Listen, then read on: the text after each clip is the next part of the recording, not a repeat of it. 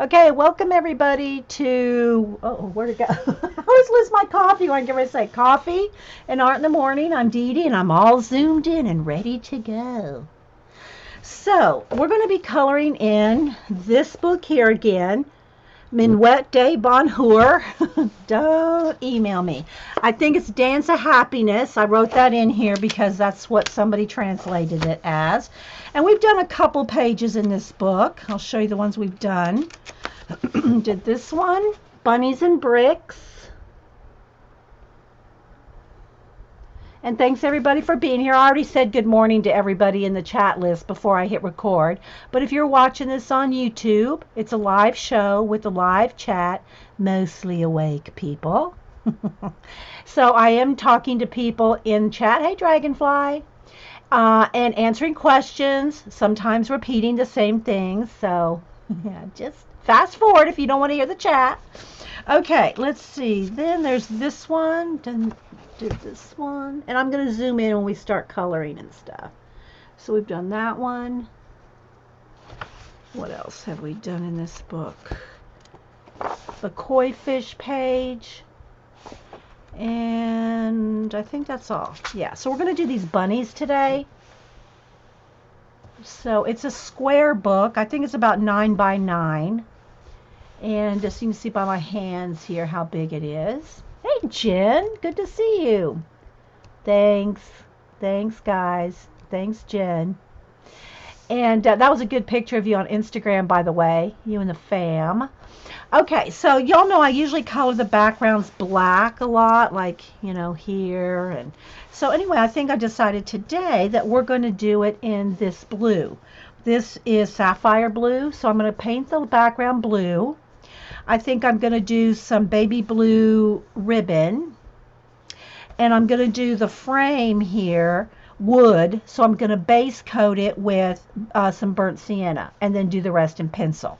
So I like to do pencil on top of acrylic paint, and I like Americana craft paint. No one sponsors me for them or anything like that. It's my favorite craft paint. And also, I like doing the craft paint because if you just get the regular matte paint, not the satin or the gloss, if you just get the regular matte craft paint, you can do pencil works awesome over the top of flat paint. Now, if you get artist grade with a sheen or glossy, your pencils are not going to do the same. They may not even work at all, depending on the paint. So, you know, just craft paint, it just works great especially in your color books. Okay, but I'm going to start by, I want the background behind these bunnies to be black. So I think what I'm going to do is, I like using the just the Crayola super tip markers in some spots. I do mixed media. I do mixed media color book pages. So I think what I'm going to do is, I'll use my black marker on a sketchbook. And let me reaffirm that this is not going to go through. Do I have a page? Oh, I think I have used in the front.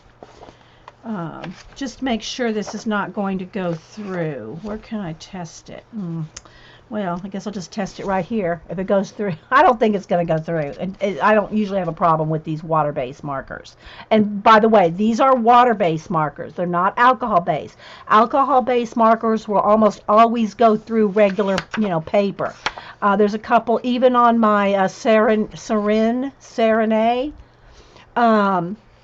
color books that are cardstock, alcohol-based markers will even go through that. So you know they're going to go through this. So if it's a one-sided page, it doesn't matter. Just make sure you put something behind, which that reminds me. Let me do that. There's a piece of something here. But I've never really had a problem with these water-based markers, and I know I've used them before, but let's just make sure. Oh, this marker's not working. I have another one in here.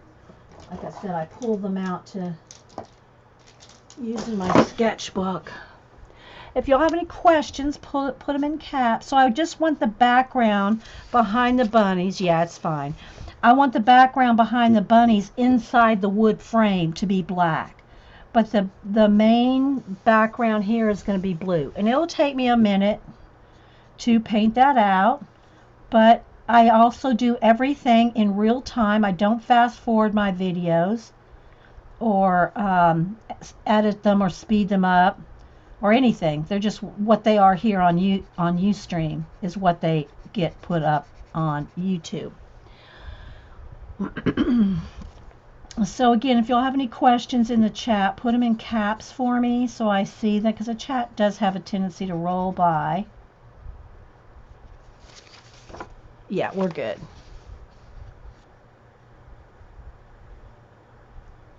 So it's so good to see your name back in chat, Janet. I'll tell you.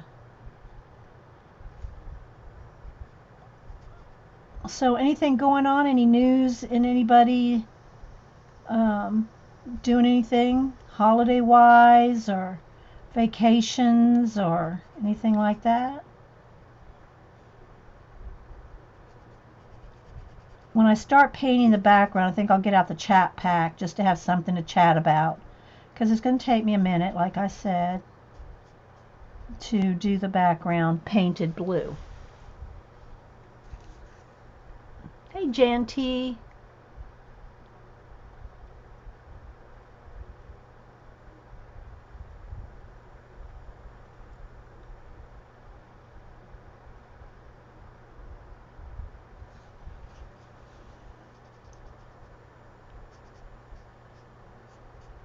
Terry's getting ready to move. I think she signs on her house this week. Congratulations, Terry. Make sure you give me your new address after you get settled in.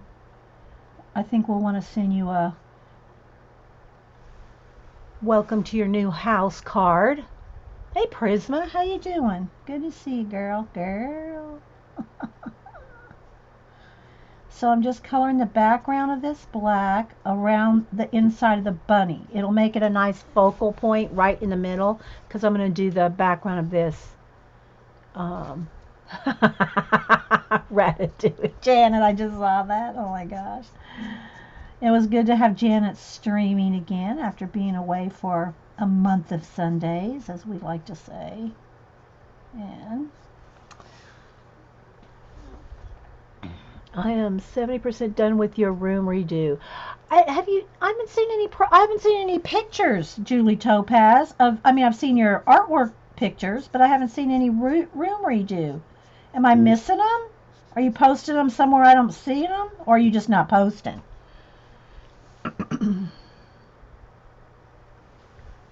Don't. Oh, Muse. That's awesome. Oh, that's sweet.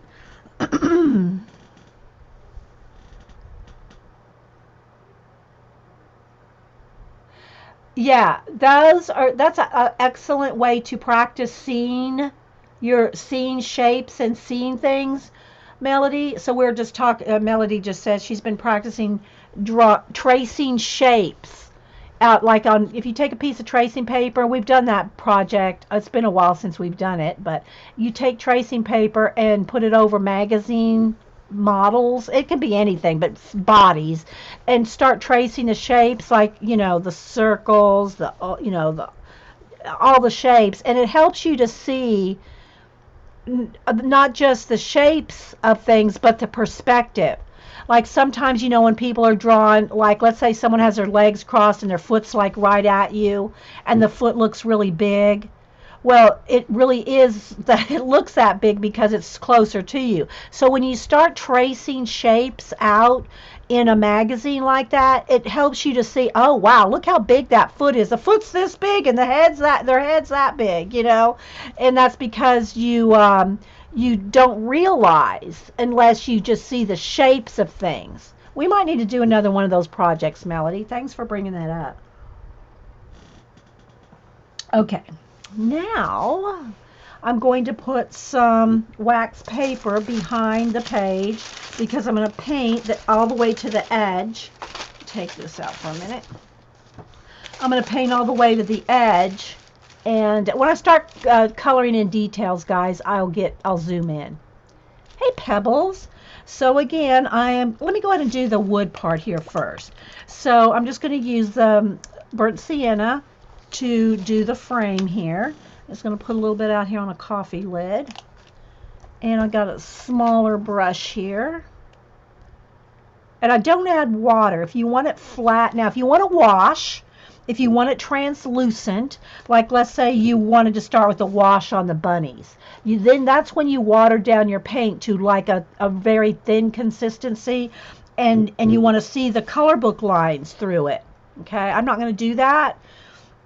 Well, maybe I will, just to show y'all, because I'm going to do a gray and a brown bunny. Right now, though, I want the wood. I'm going to have a wood frame, and I want it nice and a flat color. So let's see if this brush is going to work. It might have the hairs might be too long. Well, there it's okay. So, and this, I don't care if it has variations in the paint, like thick and thin or light and dark, because it's going to be, I'm going to do that anyway with pencil and have it look like wood. So actually it's kind of nice to have some darker and some lighter, because I want it to look like wood at the end of the at the end of the process here. So again, I'm going to use acrylic paint. I just use some marker, some Crayola water-based marker, and I'm going to use color pencil. So I just want to get some of this all the way around.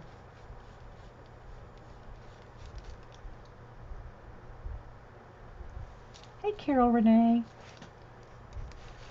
Try to stay in camera here. I am kind of zoomed in already, but when I go to shade, I'll zoom in even more. So if you have any questions, put them in caps. You want to talk about anything y'all did over the holidays?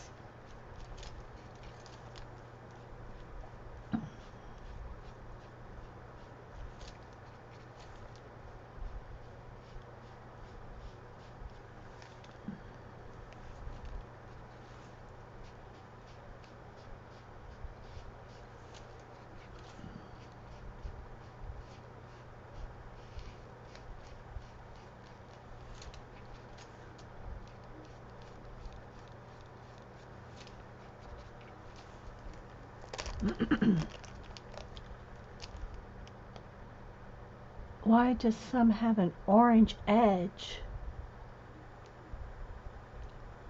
Mine does, and from my view, May, I'm the broadcaster, so I have broadcaster in orange, red, but I don't know, unless they're, I don't, even my mods don't show up in another color for me, but it could be different for you. Okay, so there we go, a little bit of brown there. And I think I will go ahead and I'm going to water down.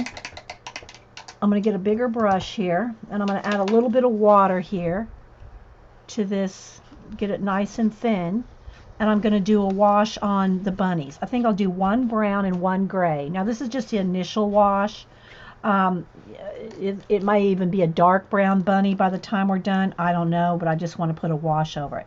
So I can still see through the wash to the color book lines.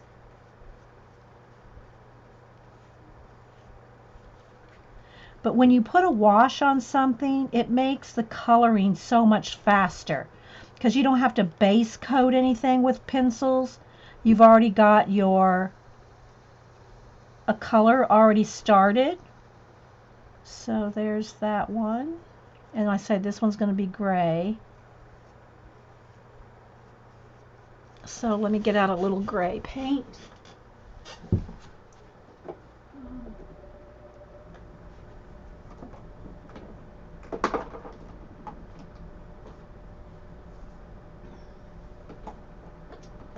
Where'd my gray go? Ah. Just going to put out a drop. That's all I need. And then water that down. I spent the first few days of the weekend in DC for a wedding. Oh, fun! Did you get to visit any? Or, well, if you live close to DC, you've probably been to the sites and all already. Hey, Cheshire, Kiki, anybody else coming in? All right, so I'm watering down the gray again. If you go and you put your wash on top of your color book page like this, and you can't see the lines through it, then you got it too thick. But I'm just putting a nice thin wash on here. I'm not like scrubbing the water into the page.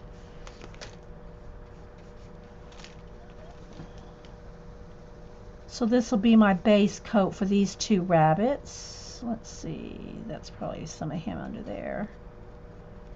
Like that. Okay, again, I'll zoom in even more when I start shading. But first we got to do a lot of coloring. I'll try to kind of make it, let me get another, this is dry. And I got sapphire blue here. Now here is where I don't want any water, because I don't want to wash, I want it solid.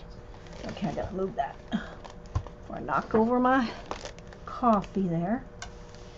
Okay, so now I don't want any water in it, and I just want a nice solid blue.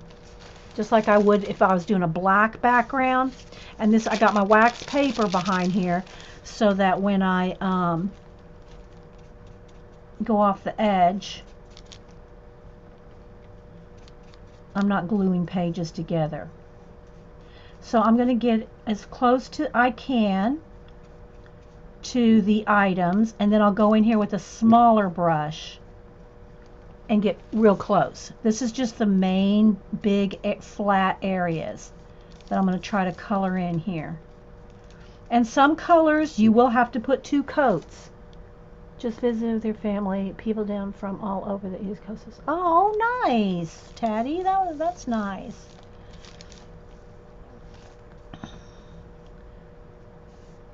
We were going to go to the Andy Warhol exhibit this weekend, and Cam's really looking forward to it. I don't know Boo so much, but you know, I'm gonna do that this weekend, last weekend. But then we thought, you know, it's 4th of July weekend. Downtown Atlanta is not going to be fun. Not even, I mean, and that's provided we could even find the place to park close to the. They have an underground parking there, so. But it's, you know, I didn't want to tackle that on 4th of July weekend.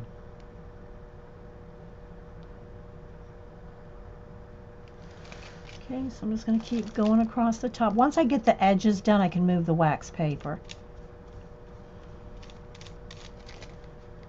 So instead of doing black, I'm doing this dark blue.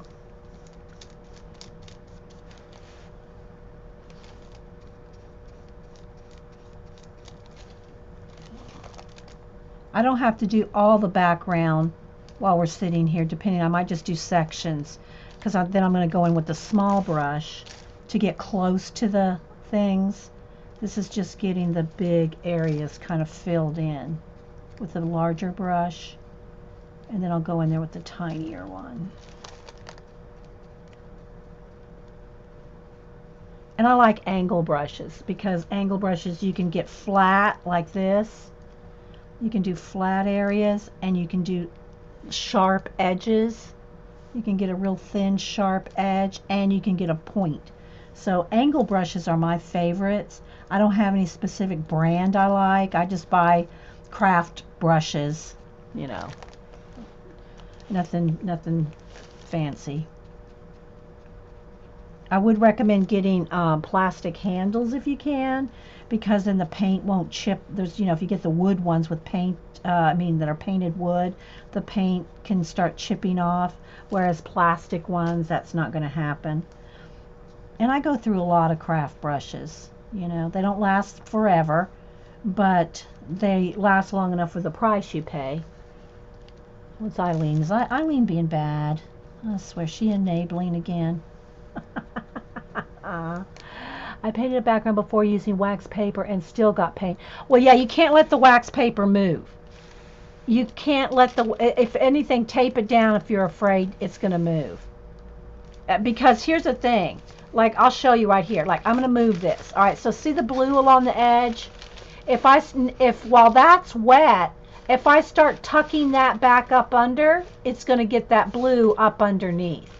So you either can't move it, or if you're going to move your wax paper, move it away Move it away from your book. Don't tuck that blue back under. You know what I mean, Vern? So I'm going to turn this now because I moved it so I can get down here.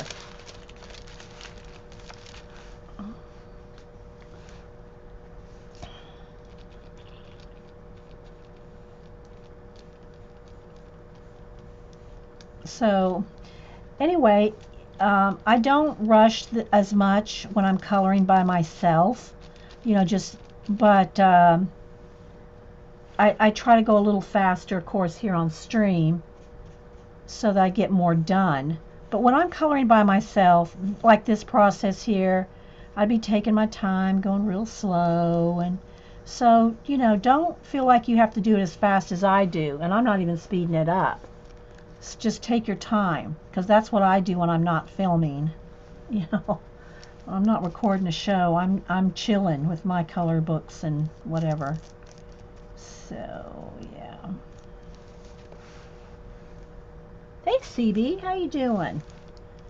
We're coloring in the Bonheur. Well, I don't even can pronounce it. We're coloring in the this book. I think it's translated Dance of Happiness. It's in Japanese. All right, so let's come down here. So let that slide up underneath there. And a flat brush I can get like right in the ditch too. If I'm careful, it doesn't get much on the other page. If it does, then I'll paint over it when I go to that page. But all right, so now I've got all the edges, so now I can move my wax paper because I've painted all the edges out. I don't think my hands are steady enough for painted backgrounds. Yeah, and not everybody enjoys painting their backgrounds. Use a marker, a water-based. Use a water-based marker, or just do it all in pencil. Nobody says you have to paint. I just like the flat look that you can achieve quickly with paint, but I understand not everybody likes to paint on their color book pages. I totally get that.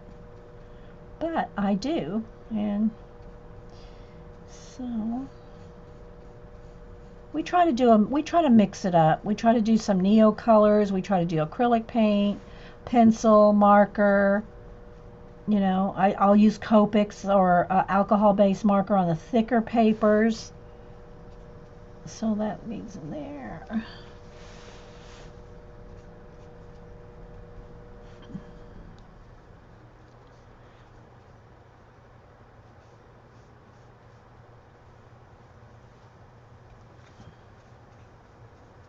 I'm just getting the large areas filled in. Then what I'll do is I'll take a small brush and get right up next to the little details. And it is a little time consuming to paint it.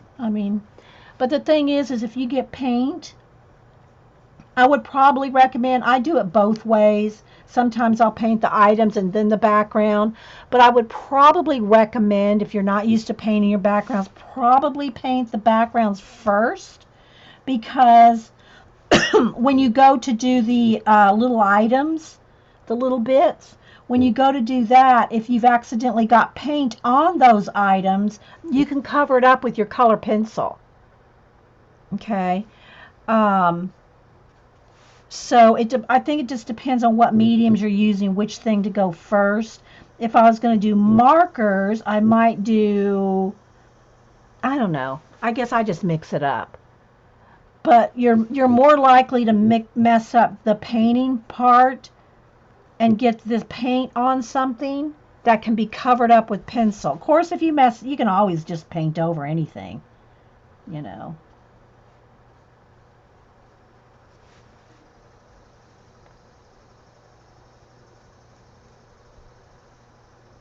But color pencil will go over the paint. Oh, wait, what about doing background in pencil, especially large areas? Yeah, it does use up your pencils fast, coloring in large areas with your pencil. It sure does.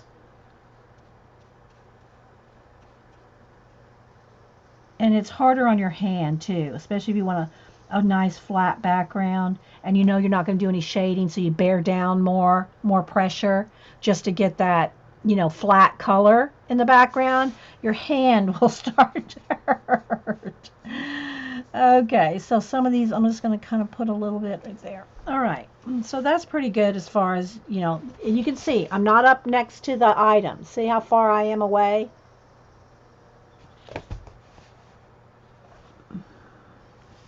All right. So the next thing I would do, and I'm not going to do the whole thing now because, again, I'll work in stages. I don't know how far we'll get, but I know I want this ribbon here to be light blue. So I'm going to go ahead with my smaller angle brush now. It's just the same kind of brush, just smaller angle brush. Jen says she did markers in Hannah Lynn book, and when Frank came home, I told him. What? Oh, because the markers didn't turn out? What happened, Jen? I'm going to turn my chair so I feel that fan blowing on me. So I'm just going to paint a little bit, and then we'll zoom in. Well, I guess I could zoom in now.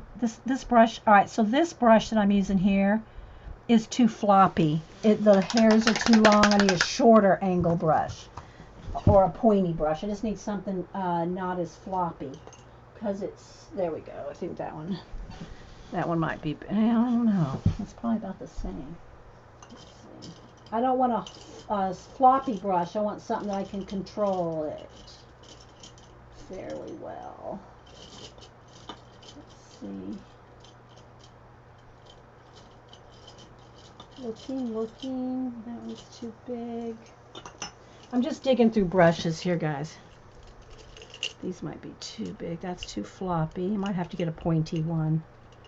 So I'm not finding there's a flat, but again, those hairs are kind of long. Go to the next jar. Made a lot of, oh, you made a mess with markers, Jen? I don't know what happened, girl. Okay, that one. You just sort of learn which brushes are going to do what. I want a pointy, but I don't want a floppy. I need a pointy, non-floppy. That's floppy. All right, let's go to the other jar. Oh, wait. What's that one? Nope. Yeah, maybe. Okay, that's a flat, but it's... I'm digging.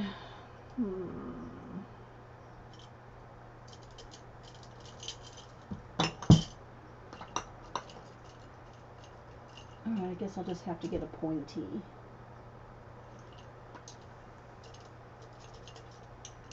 We'll go with this. Alright, so I'm just going to go with a pointy one. I'm not finding the flat that I wanted. My girl can't looking like she... Okay, what kind of markers? What kind of markers did you use, Jen? Are you talking about water-based markers? Oh, I was going to zoom in.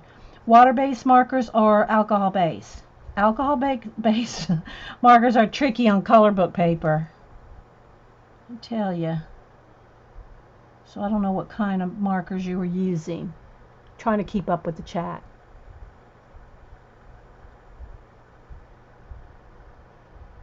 Oh, do you want to go, Janet? I just saw that comment up there.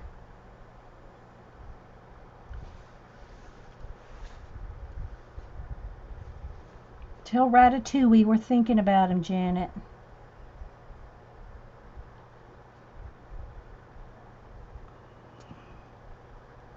So even though as slow as this may look like it's going, it's faster than a pencil for a flat base. All right, let me go ahead and zoom in a little bit more.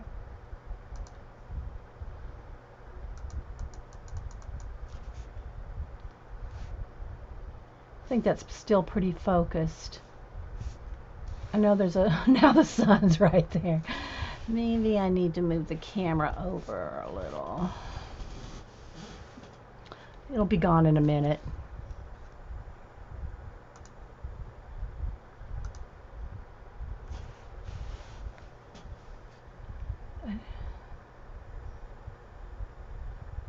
I use Prismacolor markers and Sharpies. Oh, okay. Sharpies, let me just say this, nothing against Sharpies, but I have never, ever been able to do, and color book or not, skin with Sharpies. They don't blend. For one thing, Sharpies don't blend.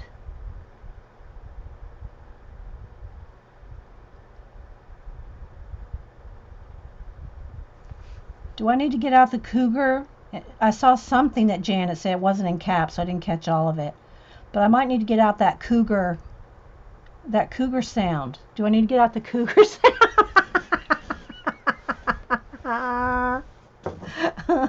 You girls, I don't know about you. I think we might need to.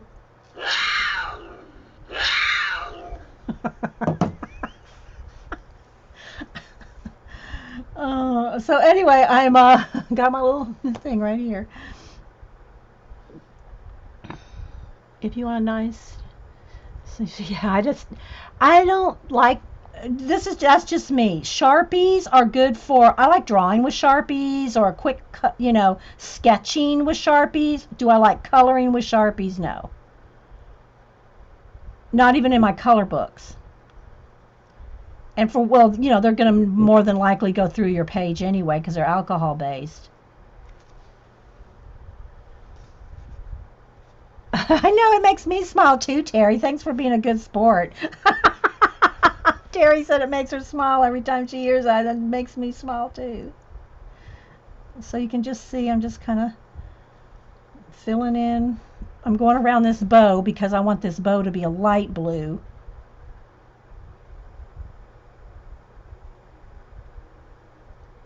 And again, you can take your time.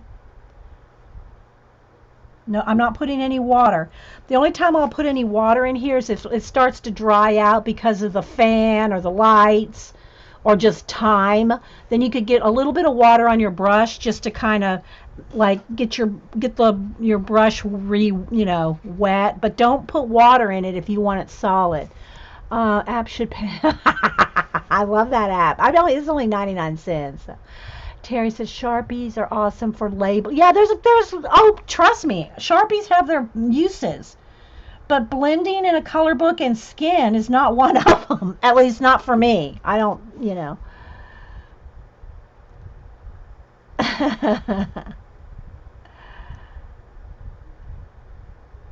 Yeah, and a lot of people like the Faber-Castell brush pens. I haven't tried the Artist Loft one, Cece, so I don't know. I mean, I have some of their little water brush ones that are like, $5 or something. But for the most part, most of my coloring is done with a few things: acrylic paint, Prismacolors, Neocolor 2, and of course I'll do the occasional watercolor. But it's just not my favorite to use. Sorry for the sun right there, guys. It'll be gone in a minute. I can't move the sun, so and the blinds are closed. It's just peeking through a crack in the blinds. So anyway, those are kind of my favorite things. I mean, I'll use other things occasionally, and then I'll use different pencils too, the Lumis and the Holbees and different things. One of the vets at work, age 74, has a shirt that says cougar bait on it. How old would that cougar have to be? I know. Good one, Julie. He's cougar bait and he's 74.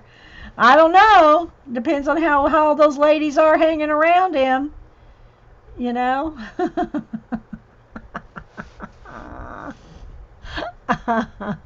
Julie. But I love trying new supplies. We all love spit on my paper. We all love trying new stuff. Just make sure you experiment on a back page or a page, that you designate for testing. because every paper is different. That's the thing, guys, with color books. You can't assume that one product. Oh, golly, it just got really bright, didn't it? You can't. Maybe let me just try to move my camera over a little here. Move my camera over so I can move this over a little. Every paper is going to be different. So just because one paper does one product does something on one kind of paper doesn't mean it's going to do the same with a different paper. And every color book is different. You may not think so. It may feel and you think, oh, that's the same kind of paper, I think, that I used in that other book. No, you just don't know. You better test it.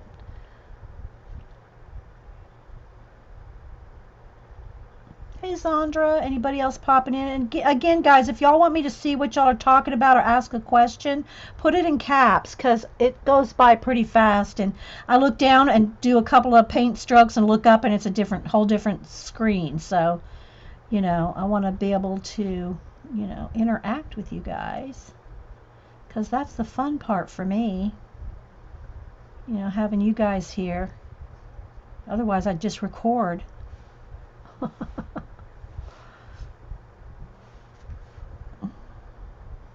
So I'm just going to do a little bit up here at the top because I can come back to this even though my paint will dry out, but I didn't put that much out. So if you're doing this, if I was doing this just by myself, I would do all the blue. And usually it takes me probably about an hour to do a background like this completely, depending on how much detail there is.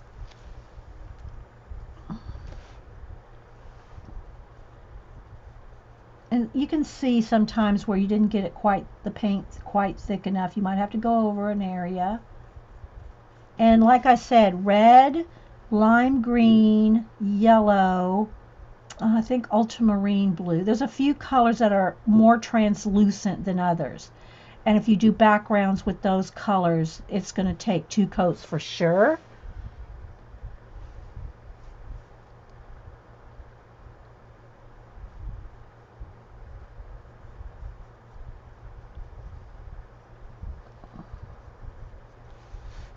But I really wanted to get around this bow because I want to do that bow blue.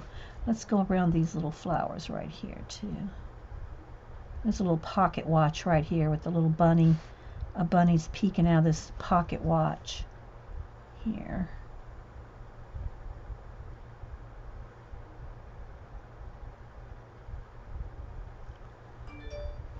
I just got here. What's going on?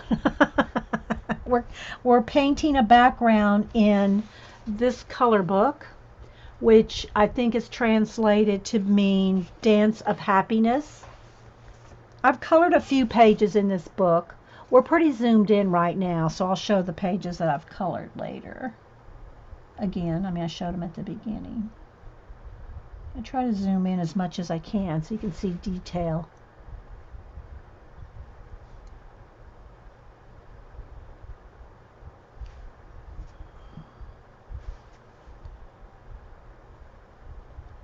So thanks everybody for joining in. Hope you're working on something. I'm always working on something when I'm watching other streamers or YouTubers. I always got something going in my hand, even if it's a sketchbook.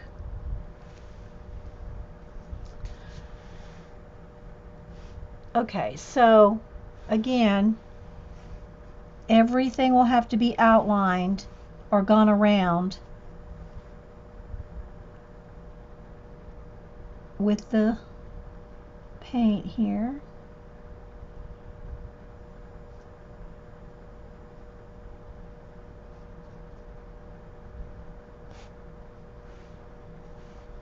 Just get around this little pocket watch. My paint's getting a little dry, so I'm just going to add the tiniest bit of water to the brush.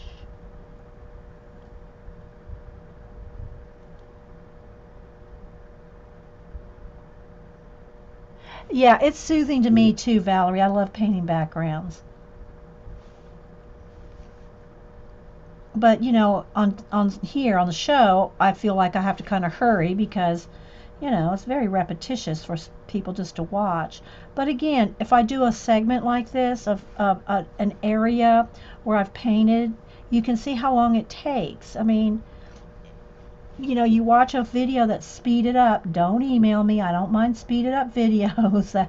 I like watching just real time because I like to watch longer videos where I can work while I'm watching. But, you know, I do appreciate when a person that does speeded up videos, especially on a complex painting or a long, you know, something that takes a long time. I love it when they say in their description how long it actually took them.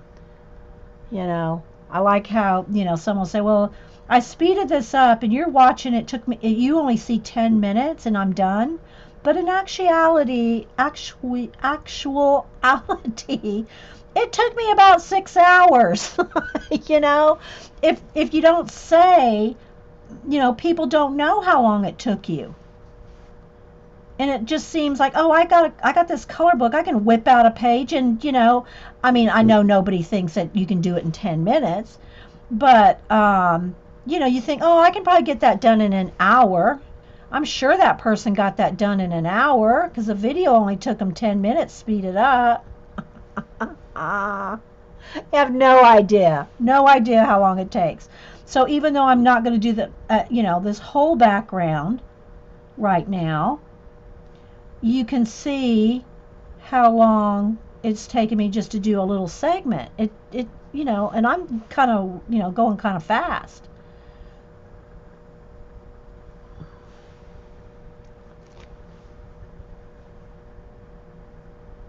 Yeah, I love long videos. Yeah, I know most people, and that's, you know, and that's just what I do in my videos. My videos, if you like speeded up videos or don't have the time to watch a 2 or 3 hour video, and not everybody does.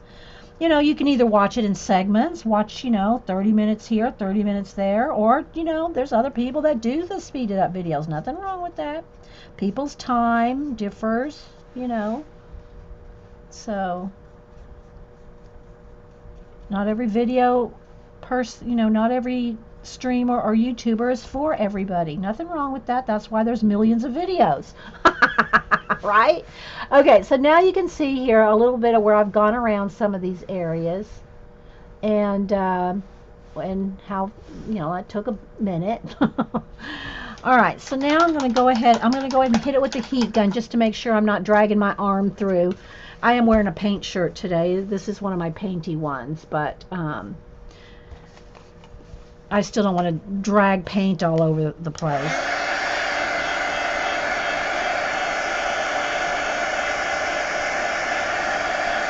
I'll try to move the camera. I'll slide the camera over too, see if I can get rid of that sunshine stripe. Okay, so let's turn the camera this way. Hang on, guys. See if I can move it over a little. I gotta get up and move the tripod or the stand there. Here we go. So now if I move over here, yeah, there we go. Move the sun off to the side. I'm watched here again, YouTube. Aw, thanks, Prisma. You're sweet. All right, so let me go ahead and do the frame. I think I'll just do the little dots around it like a lighter wood, and I'm going to shade with, because I want this to look like wood. So let me get a couple. Let me kind of bring my, and these are just the pencils I use all the time. They're in a silverware tray. I know I'm really zoomed in. So these are the ones I use like every day, you know. But if I run out of a color, I need a specific color. I got all my bundles, you know, of Prismas. Well, there's the occasional one that's not a Prisma. That's just an odd one there. But they're all in bundles. So if I run out of a color or can't find a color in here. So, Hey, Jean, how you doing? Are you home, Jean? I kind of lost track of you the last couple days. I lost track of you, Jean. So I'm going to get an ochre. Here's a burnt ochre. I want a darker sienna. That's not enough dark difference. I need a brown. Dark, yeah, there's a dark brown. And maybe just a regular brown. Or a mid-tone. No, I don't want that one.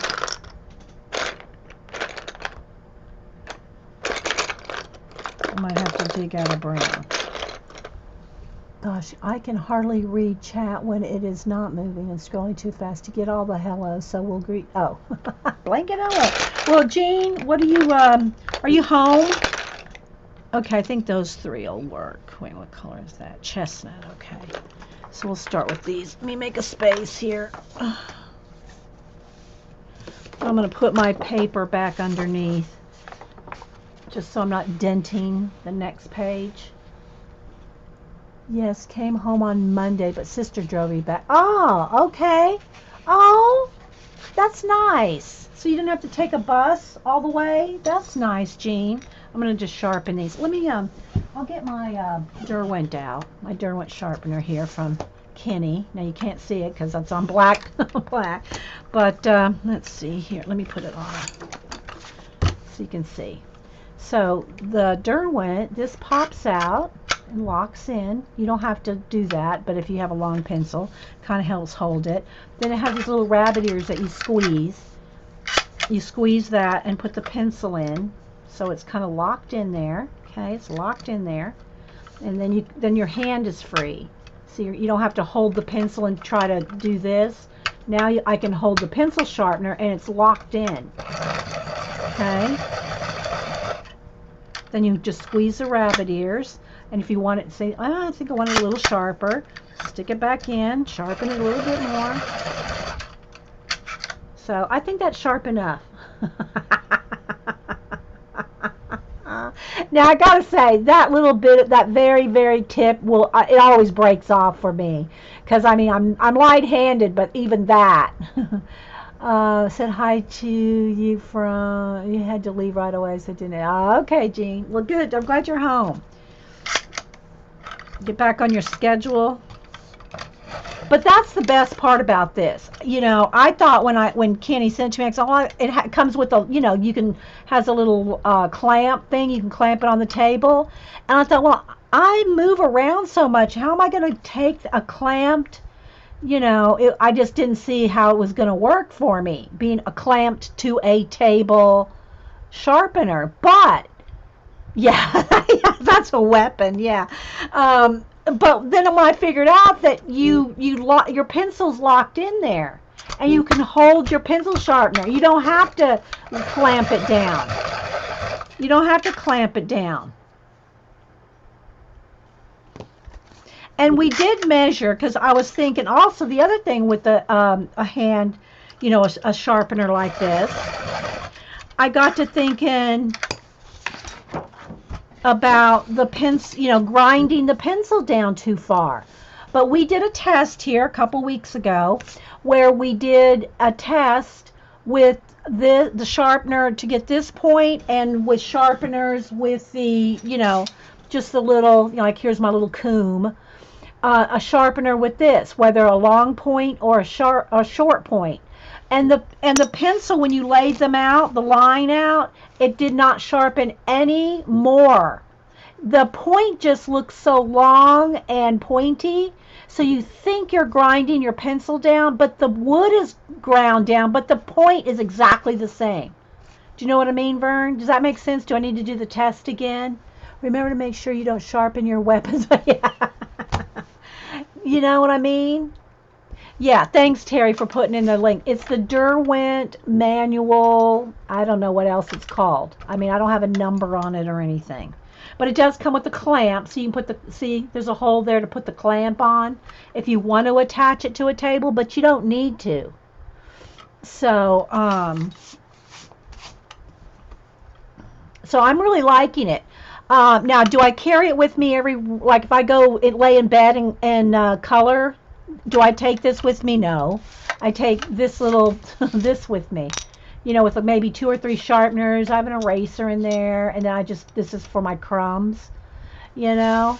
But I do like it when I'm sitting here. I just have to get used to remembering to use it more because I'm so used to hand sharpening everything that, you know, but it's a great sharpener. Okay, so now let's come back over here to the wood. So I have these 3 colors. I have the dark brown, chestnut, and ochre, burnt ochre. So it's kind of a light, medium, and dark brown. So I'm going to start with the dark brown, and I want to go around the edge. Now again, as soon as I push down this, I know I'm going to snap the very, very tip off. Those pencils making... Jan did oh, you had that sharpener in Prismacolors. Well, if you mean because the wax buildup, you need to use a graphite pencil every now and then. And that's true with any sharpener. You need to take a graphite pencil. If you're using your pencil sharpeners, whether a handheld or like one of these, you need to put a graphite in there every now and then. That kind of breaks off the wax buildup. So try that. See if you can. Well, I don't know what you did to it, Jane. I don't know what you did. I've never had a pencil sharpener not work. Yeah. I don't know. Okay, so again, I'm going to kind of push down. There it went. See, it snaps. So I want a nice dark brown edge to this. So I'm going to go... I know I'm bearing down on it because I wanted a solid brown. I know I'm not going to try to shade or blend. I could probably even just use a marker going around this edge. I just want a solid brown edge here. When you don't want to bear down on your pencils, and I'd recommend never doing it if you can help it, is when you want to ever shade and blend. Once you bear down and like smash your paper and burnish your paper and have a solid color like that, you cannot go in there and blend. You can't blend and shade. You might be able to put another layer, like I'm bearing down on this with the dark brown. I could probably, if I tried real hard, go over that with black. But I'm never going to be able to shade it, you know. Yeah, I don't know, Jane. I don't know what you did. Maybe you just got a defective one. You could try to take it. I don't know how long you had it, but maybe you could try taking it back. Maybe you just got a bum one. So I'm just going all the way around the edge here. Just kind of outlining it. And then I'm going to do a wood grain in there. Yeah, I would try to return it if it's not working. Girl.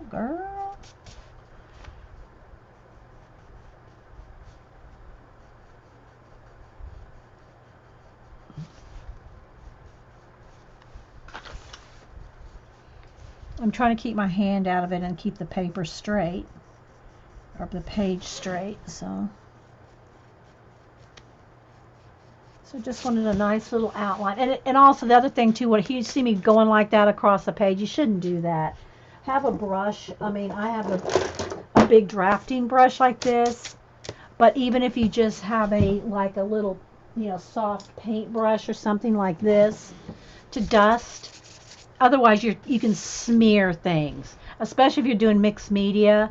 You know, you're likely to smear. It's just best to have a brush.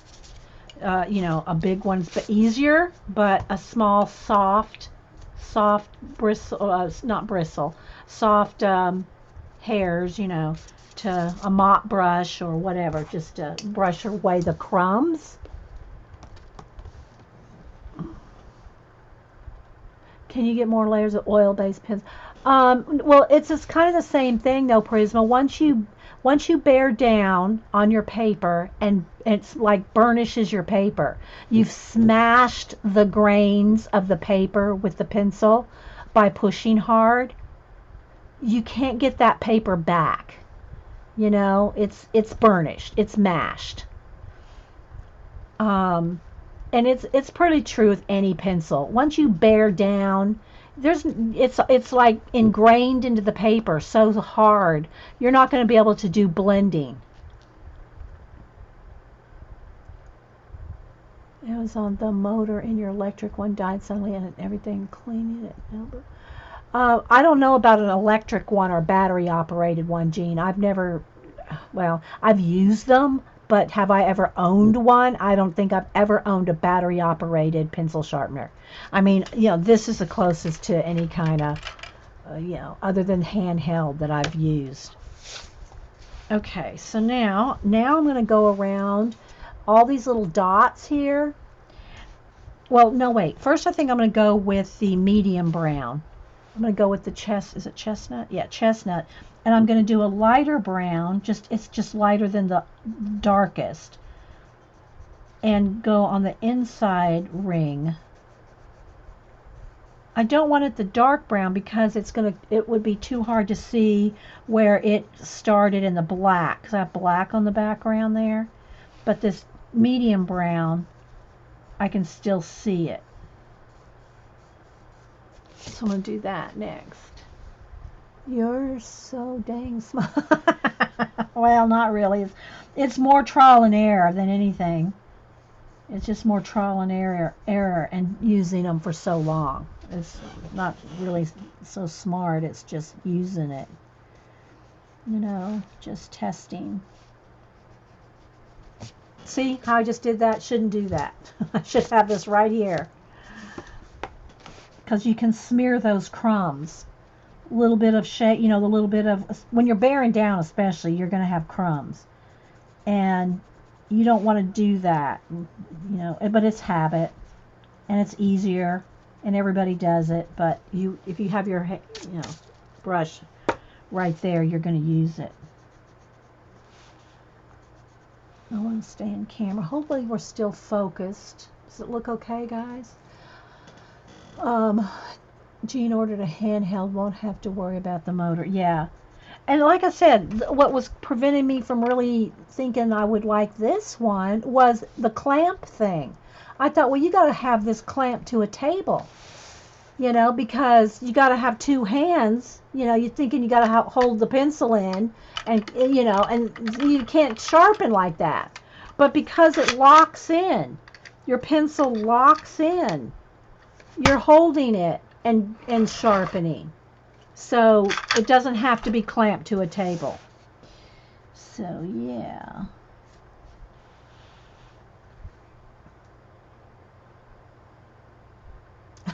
Janet says she's being modest. She's really, really smart. Janet. Oh my gosh.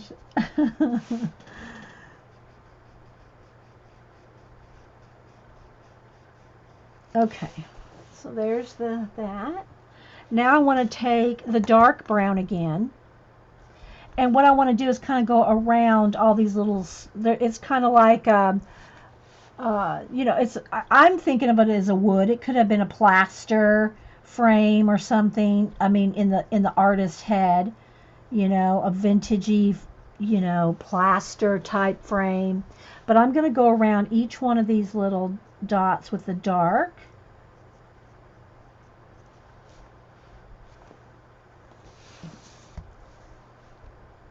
I had the electric, but yeah, Jean, you already had it. See, and look, I'm just now reaching for this. Again, the bigger hole, even though you think that's only for big pencils, it's for a longer point. It'll make a longer point than the short one. Let me do the short one just so you can see. See, the short one, it still sharpens nice and pointy, but it's just shorter. So I don't know. It doesn't, I'll use whatever. I'm not that particular. As long as it's sharp. It doesn't really matter to me.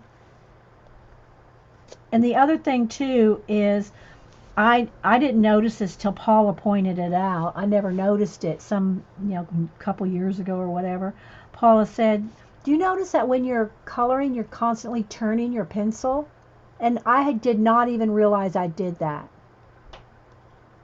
Oh, thanks. Prisma. I did not notice that I turned the pencil, and it's like, because when you turn your pencil, just even the littlest bit, see, like, look at the lettering there. So you turn your pencil, it takes it to another edge of the point, and you take it to a sharp edge. So you're constantly turning your pencil, you're constantly getting to a sharp point. And almost every time I stop and pick up my pencil, I'm turning it. And I didn't even realize that till Paula pointed it out. And it's just like a habit. You don't even realize you're doing it.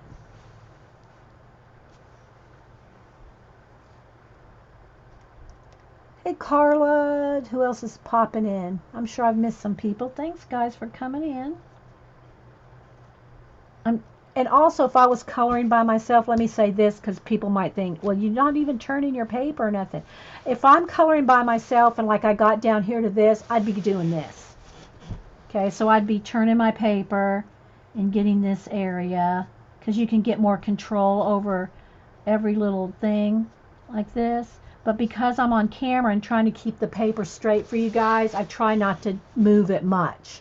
I might have to tilt it a little, or if I draw a straight long line, I might have to turn the paper, but I try not to turn it for you guys. Hey, Dot. Anybody else did I miss? Judy. Yes, I had Judy Views. I'm sure I'm Color Crystal. I'm sure I'm missing some people that have popped in. If I see your name in the chat, I'll say hi. I haven't gone back over to the chat scroll yet. I'm going to do this, and I'll get us out a question. I'll get something out of the chat pack. Just kind of keeps people chatting. Not that y'all need much help. Yeah, this chat does not need much help in the conversation starting. And if you are watching this on YouTube, try to come over to the live show sometime on Ustream. It's free. You just sign up, give yourself a name. See, now, this is where I would be turning this just to finish this up. And you can come in and chat with everybody. It's really fun. We usually have, I don't know, 75 to 100 people at a time chatting. So, and you don't have to chat. You can lurk. If you're a lurker, though, and you don't sign in, you're just anonymous, you can't chat if you're anonymous. But always turn your page on camera. Yeah, I try to make myself not do it. I don't think it's wrong or right, Jean. If you have to turn your paper, and so be it. You know what I mean? But because I'm so zoomed in. I'm so zoomed in here. And I probably need to readjust the, I don't know. It's a little off there, but I try to keep it focused and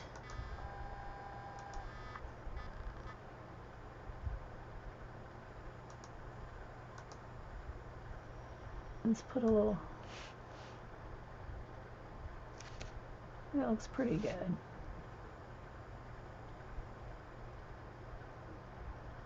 Hang on, guys, let me try to get the color right there. There we go. It's not too bad.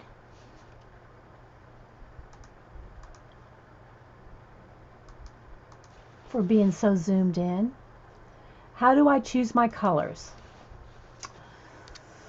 Well, I don't know.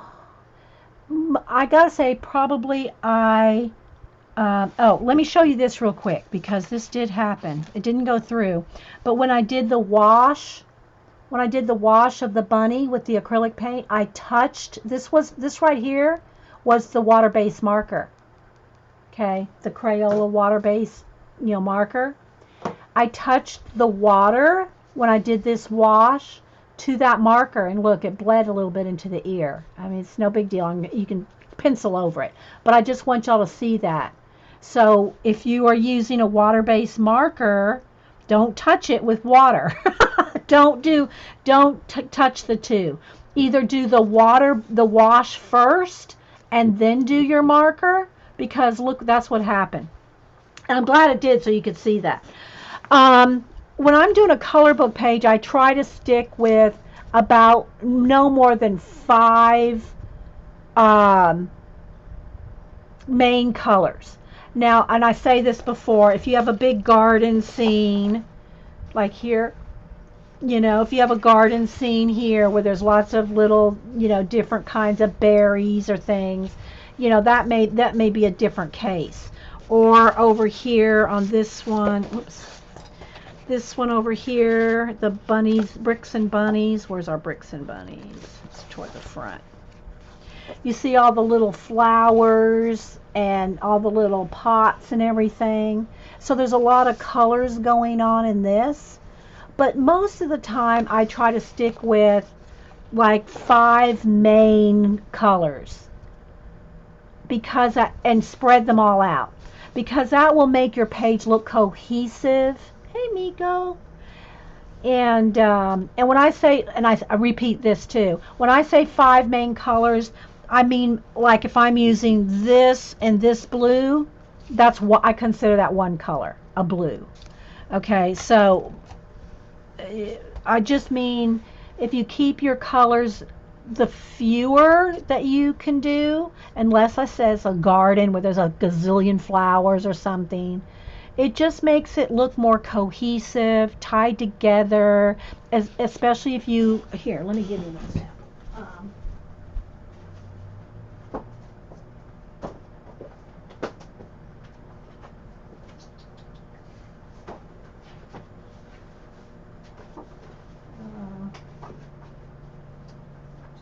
Well, two examples are probably enough. Okay, so in this fairy, this Ravenscroft fairy girl here, look how few colors there are in here. There's a yellow, a lime green, and a purple. Now, granted, there's black, but I don't even really consider that as one of my 5 colors or you know, main colors. That's like black background. I don't even consider that. But I've got yellow, lime green, and a couple shades of purple. And they're spread out. You know, the purple is up here, here, you know, here, to make it all kind of tie together. Here's a little bit more complex one. This girl right here out of Serene. This one has orange, purple, green, and gold. But look, there's a couple shades of orange, but I still consider that one color. So there's the orange and the rust color there, the kind of maroony, dark, rusty orange. I consider that one color. But look how I spread it out. So there's orange here, here, here. See how it's kind of spread out throughout the piece? It makes it cohesive when you go all over it. Okay, so same thing for the green. Yeah, it might be hard because I can't get any closer, guys, because I'm so zoomed in. But there's green here, green here, green, green, green. And it's all the same. It's 2 shades of green, but it's tied all around. Then there's the purpley kind of periwinkle blue, periwinkle bluey purple color. See how it goes here, here. There's even a little bit in her bracelet, and then all down in here in the flowers. And then that maroon color, that's the same color that's on the centers of these flowers. So it just makes it cohesive. So, and then the gold and the shiny gold. See the shiny gold there? So there's just a few colors. So it just makes it cohesive if you do that. Uh-oh. All right, the sun just came popping through here. Really bright. So let's readjust. Sorry, guys. I lock in the light here, but when the sun comes in and out behind the clouds, it can mess me up, mess my lighting up, even though I have the blinds closed. It's a bright, sunny day. All right, so let's go back to the frame now. So now I'm going to take the medium brown again, and I'm going to start doing some like wood, just some like little wood grainy looking things. And you can do like little knots. Let me take the dark brown to show you. Let me resharpen here.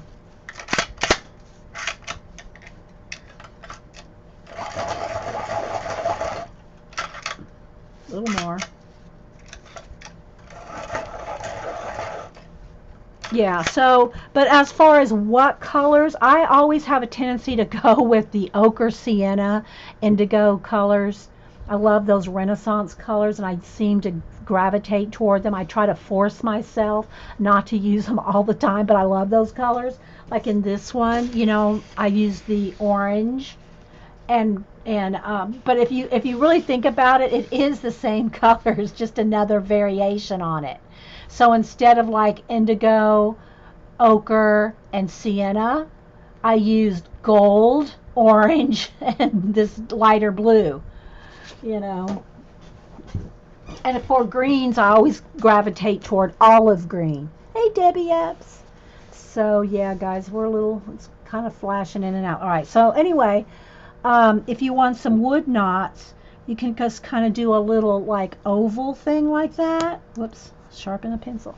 Do a little thing like just a little opening like that, and then a little swirl around it, and then it'll look like a wood knot, you know. And this is kind of a tight space, but I'll do a couple of them there, because I want this to be a wood grain frame. So I'll do one more up here. And if you're not sure what it looks like, look it up. Look up, I mean, oh my gosh, if you just look up on Google Images or Pinterest, look up a wood knot.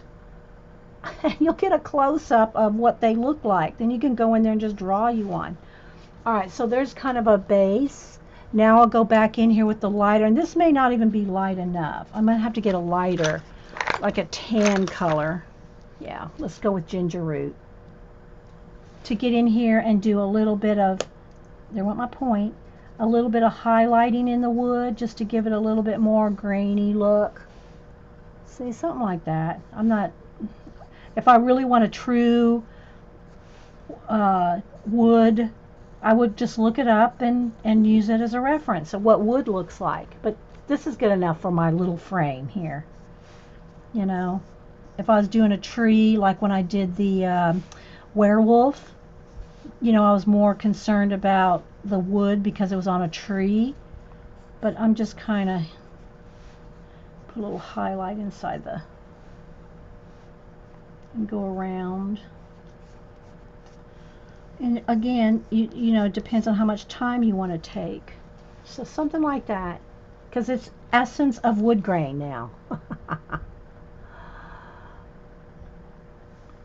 Okay, so now I'm going to take I'll take the light wood color, the light chestnut brown, and I'm just going to color I'm just light coat, because I want to do a little blending on these little dots, the little, not filigree, I don't know, the little carved bits. So I'll just get some wood color on here, and I could have done this with the wash as well, but do you have any questions? Put them in caps. Oh, I was going to get out the chat pack, but y'all been asking questions, so that's been nice. Okay. Now I'll go back to the medium brown, and now I'm going to kind of do a shadow under each one of these. I'm following the dark line that I did, and I might even do a little bit blend on the edge, on the outer edge here, because I just did a dark line there. I don't really want a dark line. I wanted it dark around the circles. So I think I'm going to go ahead and go all the way around, kind of just blend out. I don't know if you can see the difference. Like, see here I did the little dark bits. Now I'm going to blend those out on this outer edge.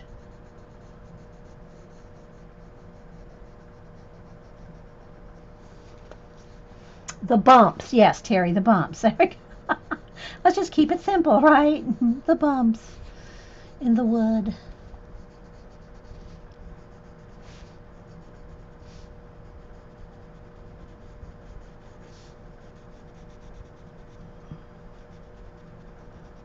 So I want that shadow there in between all those, but I don't want it, I want it blended on the edges like that. And there comes the sun again.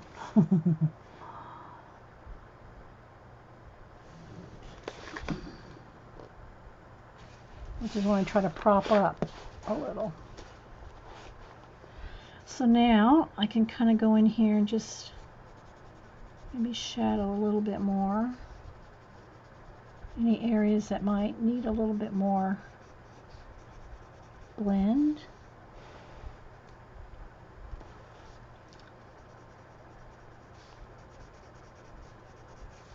I just talk it out, guys. I'm just talking out what I'm doing. Whether it's helpful or not, it's just I'm talking out what's in my head while I'm doing it. So instead of like in my head go, okay, you need to blend that right there. You need to go around that edge. I'm just saying it out loud. So I'm going around this edge.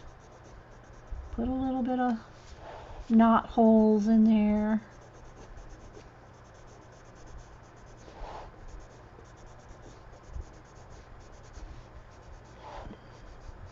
Just so there's no harsh edge. It's just softening it up. Okay, so now I'm going to go under each one of these and shadow. Just a little. I know it's a detail. Maybe you can kind of see. Right there. Those two. And I started doing them up there.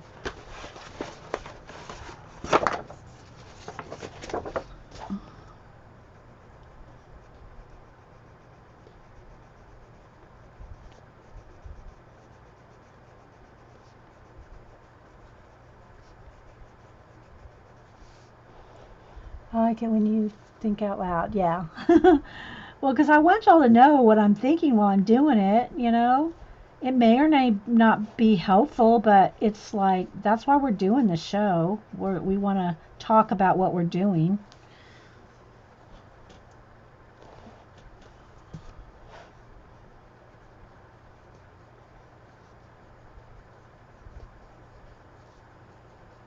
And there are some little shadow lines on the color book itself. So I'm following those. And so right here is where the lines change. So now, instead of being on the right hand side, they kind of switch over because that's like where the light's hitting them. So I'm just following the little lines from the artist put in there for shadows.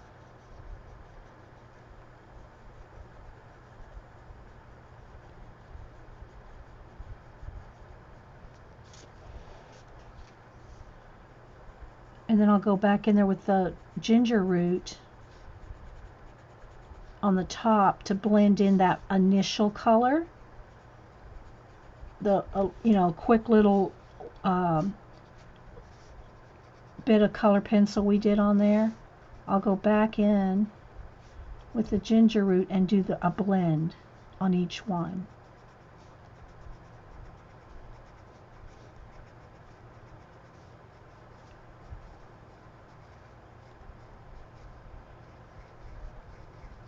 Now shadow switch back over to the other side.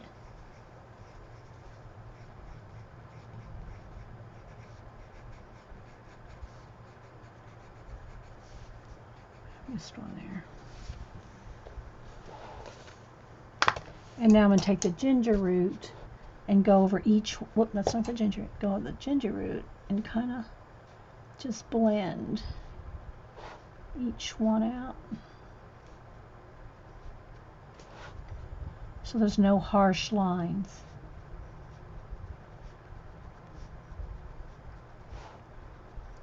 Oops. Whew, here comes the sun again. I can't even keep it. Wow. It just really got bright. I mean, the sun just like, wow. Let's turn that way down now.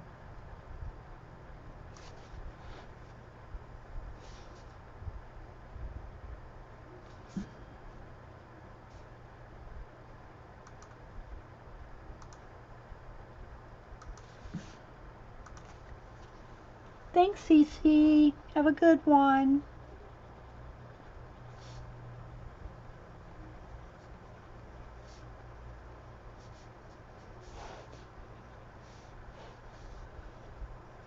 We'll do the little bunnies next.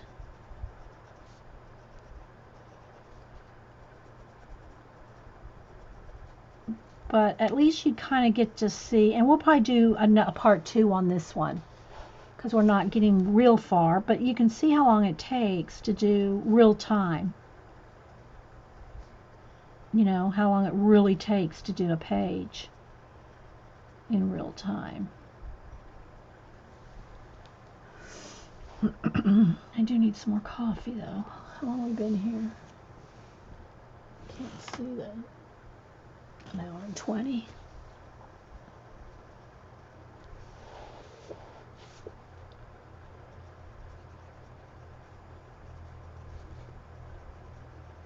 And I wanted to try to show some of the pages and books we are working in. So I might pull, after we get done here, pull out some of the books that we've been working in different stages. I almost could even use a little darker on that side. I think I'm going to take my dark brown and just here and there make sure I have a nice shadow. Not every one needs it, but I can see there's some areas where it's a little bit, needs a little bit more.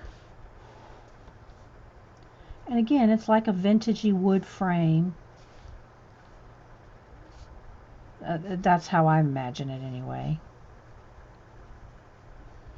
Okay. All right, where's my coffee? Even though it's cold.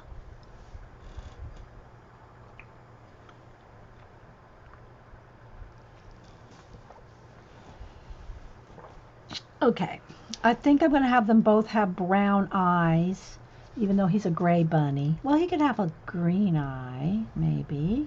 I don't know. What color gray bunnies have eyes? I could look it up. Maybe somebody just knows. Okay, so I'm going to work. I know I want him to have a brown eye. So I'm going to go in here and do a brown eye. Now you're going to see less pressure. Maybe I should zoom in. I don't know if I can zoom in much more. I guess I could. It's pretty good, though. Hey, Mary Altier. Good to see you. If y'all do not follow the Mary Altier, I'm sure I'm pronouncing that wrong. Altier. Oh my gosh. Now I can't say it at all. The Mary Altier. You need to. Oh my gosh, she is so awesome, so sweet, has so many projects. I'm just taking the dark brown, guys, and kind of flicking in some of the hairs here where the artist has already drawn those hairs in and just kind of getting him started. She has so many projects going. She's also doing the magazine playground, but she does so many kinds of journals, and she draws quite well. Don't let her fool you. She for a while she was going out doing I haven't seen her do it for a while, go out and do sketching in public, like she'd sit in her car and draw and paint and watercolor from her car. She does a little everything, so you'll need to follow her. Put your link in there if, oh, thanks, Mary. Eileen or somebody can open links for Mary to put her, but her channel is Mary, M-E-R-I, and it's pronounced, I don't know how you pronounce it, it's A-T-E-L-I-E-R. It's like, I think is it the French word for like artist loft? The Mary Altier. But I think the L is silent. M-E-R-I-A-T-E-L-I-E-R. I'll put a link. Let me make a note to put a link into her channel in the description. A Mary link. We're gonna put a Mary link. Yes, I know. I know, Mary. You have so much fun with your journals. She's doing big ones, small. She's not doing the tiny magazine journal. She's doing a full-on, full size. I think she says there's like 800 or 900 pages in hers. That's awesome. Anyway, you won't find a sweeter person on YouTube, I'll tell you that. No offense to Terry Trouble. Terry doesn't do videos, so I had to tease our Terry. So anyway, I'm just flicking in some dark brown here, maybe a little around his little nose here.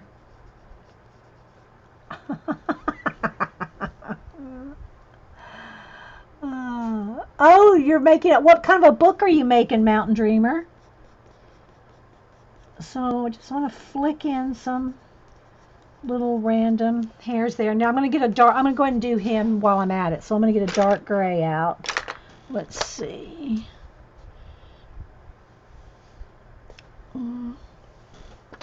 Let me get 2 shades of gray here. I'm going to get a French gray and a cool gray here. That's a warm gray. Where's the cool gray? Maybe a little blue too. I think I'll go with the blue. So I'm going to go with a warm gray, a French gray, and a sky blue. And sorry guys, the sun just is like beating through here. Maybe if I turn this lamp off. Hang on, let me roll it. Make it a little darker. I don't know if that'll help. That did help a little.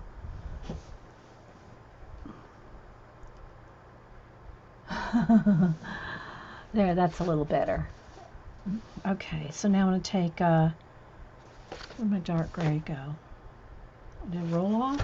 Oh no, I guess I lost my gray. Let me get another one here. Here. I'm trying to prop it up so we don't have the sun flashing us out. Jean, you bound another book last night with watercolor paper for your watercolor month.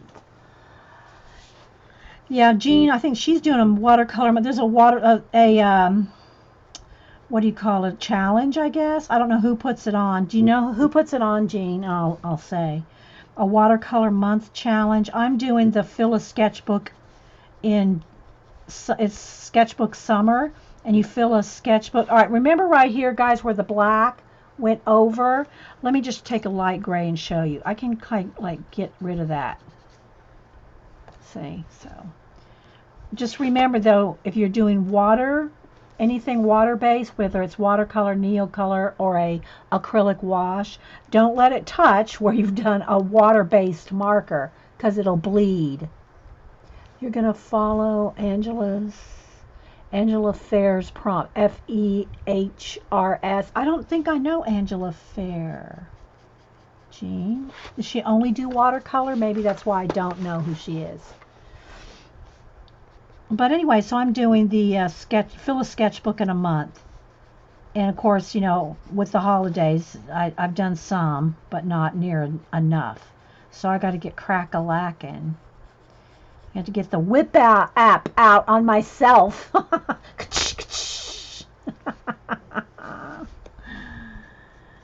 Alright, so now I'm just doing the same thing with the little gray bunny. Just putting some gray, darker gray.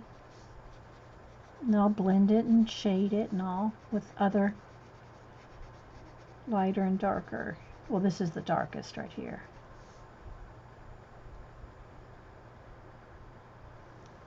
She's a watercolor painter and teacher, and she lives in northern British Columbia. Oh, Sarah. Oh, hi, Sarah, by the way. Okay, I don't know. I can't say that I've not seen her. I mean, I may have, but I'm just not familiar with her. Watercolor painter. I follow a few, not too many, because I just don't do that much watercoloring.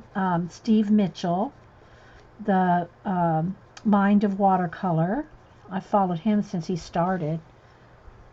He's awesome. Jean follows him too, I know. Alright, so there's a few little flicks there. Now I'm going to go with the, let me just go with the lighter one, because it's still darker than that. God, it got really bright. Even on me, I mean, in my face, it got really bright. The sun just got really bright. Okay, so I'm going to just kind of, again, I'm kind of blending with little flicks. I'm not like solid coloring in. Kind of trying to do it with little flicks, so it keeps it looking like soft hair if you do it that way. And then I'm also going to put a little bit of white in there just to highlight, you know, some of the fur. I want them to look very soft. And you'll just have to do light layers. Now this is where you do not want to bear down. Light layers.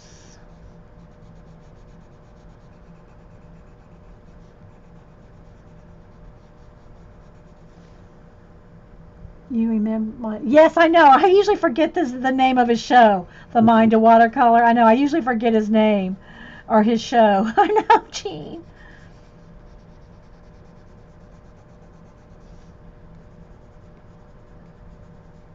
So just take your time and don't get too in a rush when you're doing these little furry critters.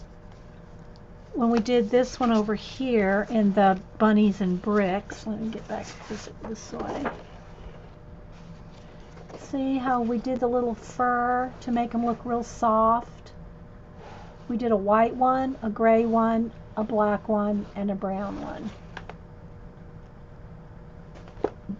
And again, sorry guys, it's just the sun is really beating down in here. But anyway, we did all these bricks, so I called it Bunnies and Bricks. And then we painted this water in. That water wasn't there. We added that with acrylic paint or a Posca. I don't even remember which, maybe both. But we added the water coming down and out. So you're the boss of your color book. You can do whatever you want. Their little whiskers, like, you can add all these details, just whatever you want. Doesn't have with stars, none of that was there, You add whatever you want. What did Sarah say? Oh, yeah, the little bunny poof tails, yeah. I know.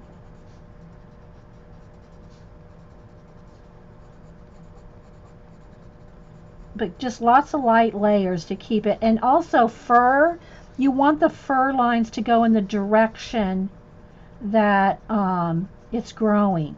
In other words, like right around here, see, this is going up around his eye and then up into his ear. This is coming around his eye and coming around this way. If you just drew straight lines and colored them straight lines, it's not going to look right. It's not going to look like fur. It'll just look like a flat, I don't know, it just won't work. You have to follow, see those brown lines I put there? See how they're all going in the direction?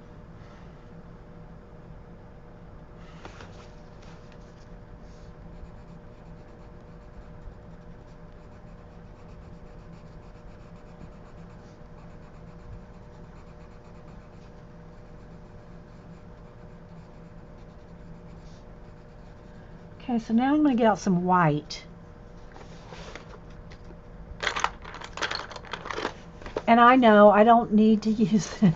Let's try to get the sun to not flash this out. I have new white pencils. Don't ever email me and go, oh, you need a new white pencil. I got some. I just grabbed this one.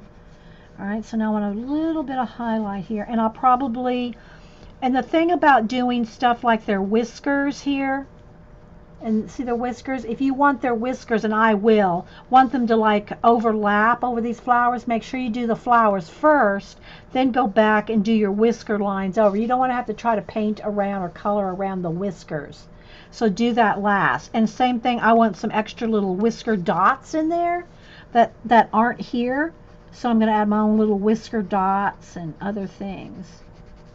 So I'm just adding a little bit of white in there. But I'm going in the direction of the fur. See, I want them real soft. All right, now I'm going to go back with the dark, sharpen that baby up.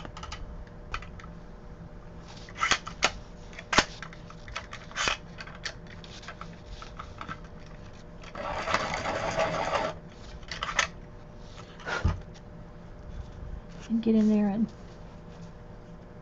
do some extra little flicks now that I've started blending.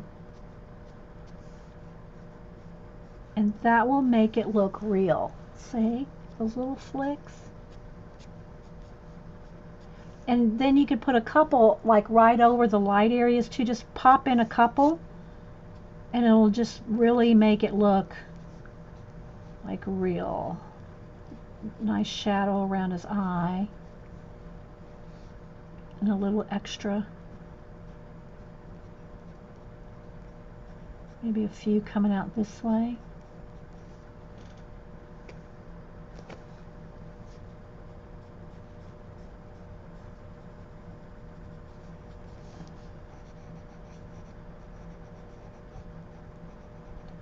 Be a little darker down here around the flowers.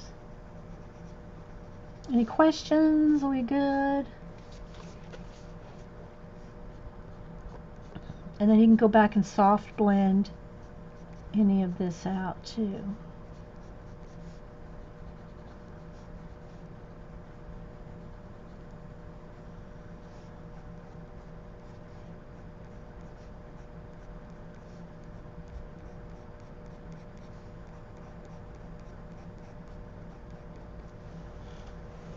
How you doing, Miko?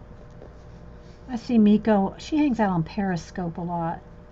If y'all don't follow Miko on Twitter, she always posts the most awesome Periscope people that she follows, and you find so many interesting people through Miko.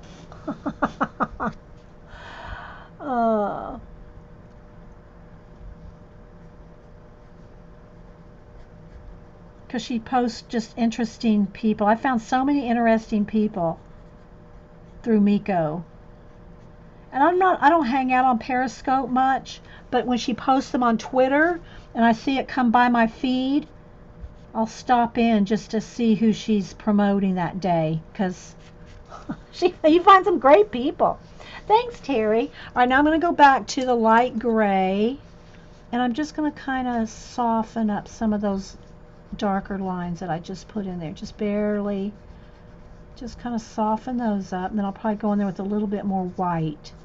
I want them to look gray, though. I don't want them to look like a white bunny that's shadowed. I want them to look like a gray bunny. So I'll use some of the white just to kind of blend, but keep it soft.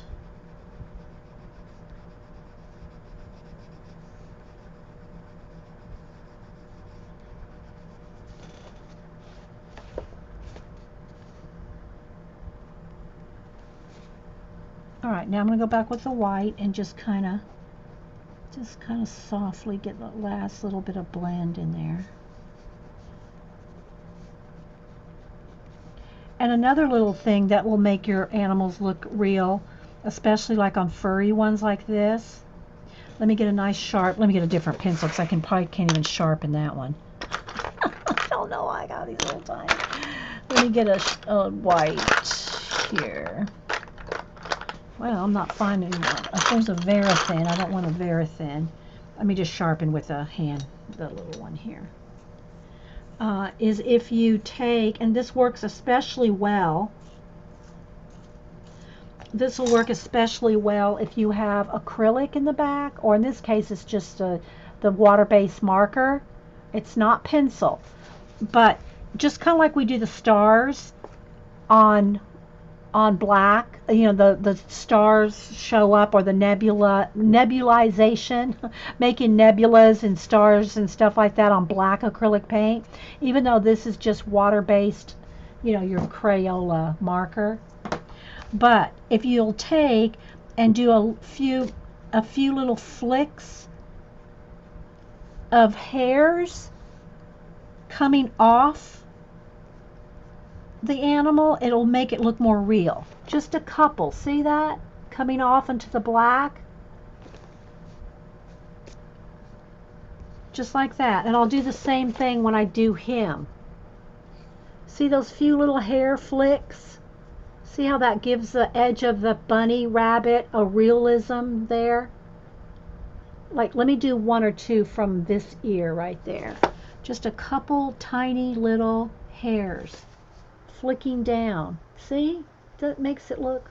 All right, so now I think, did we decide a green eye on him, or maybe a blue? I don't know what color gray bunnies are. I mean, have brown eyes. I don't know if they have gray eyes, but I think let's do a blue eye. Because we can. Because we're the boss of our color book.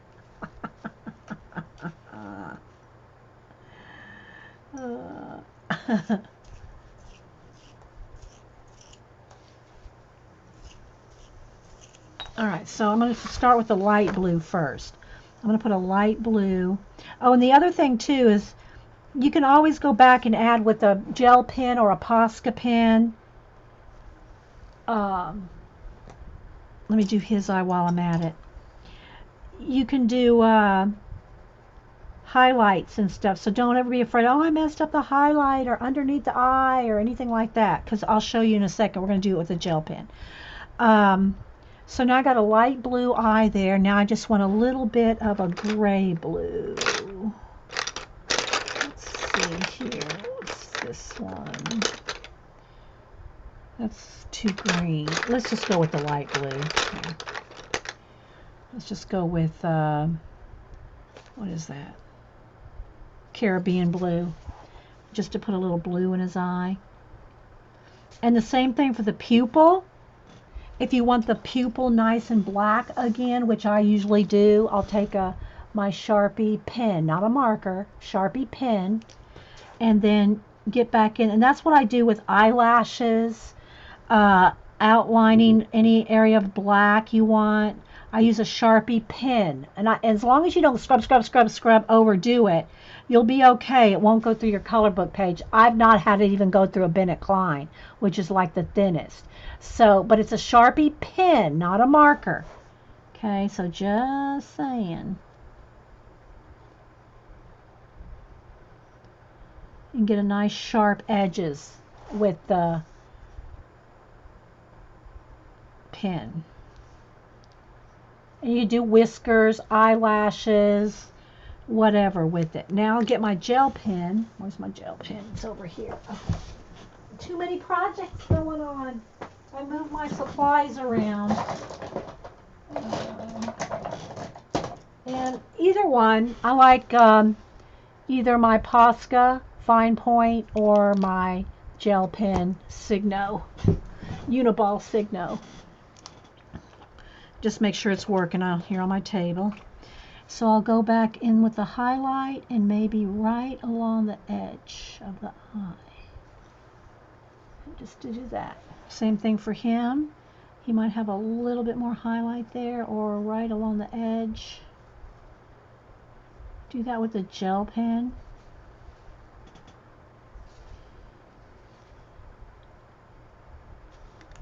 Go back over that highlight.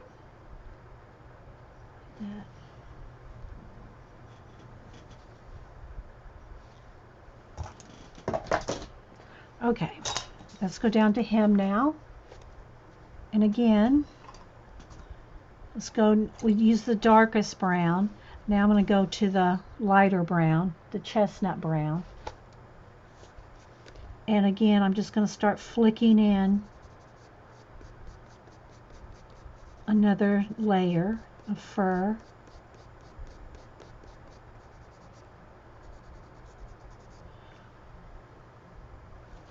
Do you have any questions or anything? I know the sun keeps flashing us out, but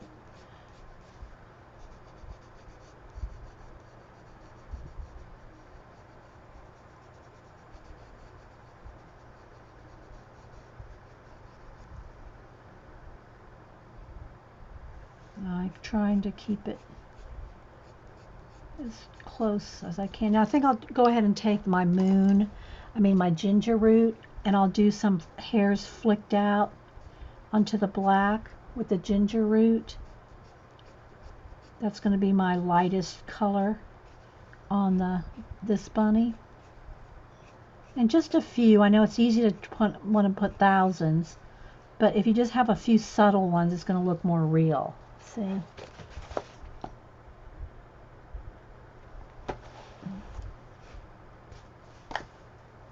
Let's see if I can get the sun down again.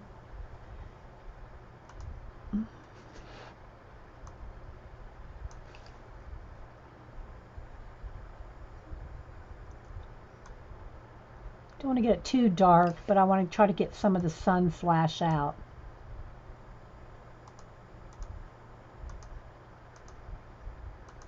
Thanks, guys. Yeah, let me see if we can get close up on the eyes.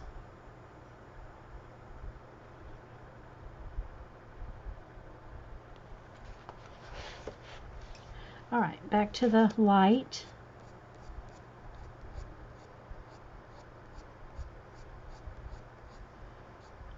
And just take your time. I mean, I know I kind of go hurry a little. Okay, I didn't get enough brown in that one.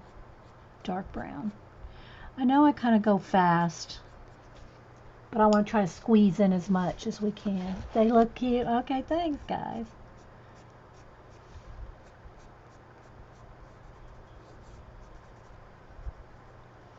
Oh, I missed a little black right there. Where's my marker? A little black right there behind that leaf. And again, this is just a Crayola super tip pen. Crayola. You can get like 50 of them for 10 bucks. And if you use a coupon, Michael's or Hobby Lobby, you can get them for 5 bucks. 5 or 6, depending on the coupon.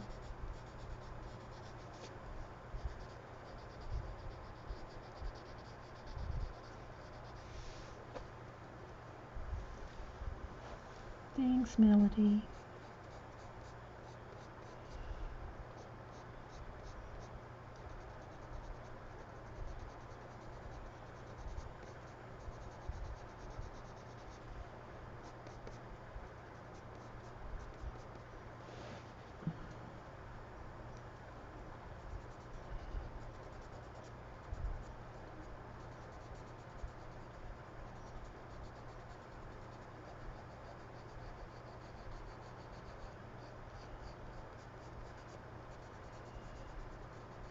So you just want to kind of shade it the way the skin, the fur grows.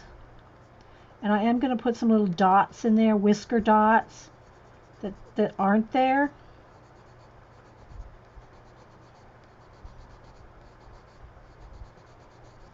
I want a little bit darker, dark brown right around the eye there. I want it nice and set back.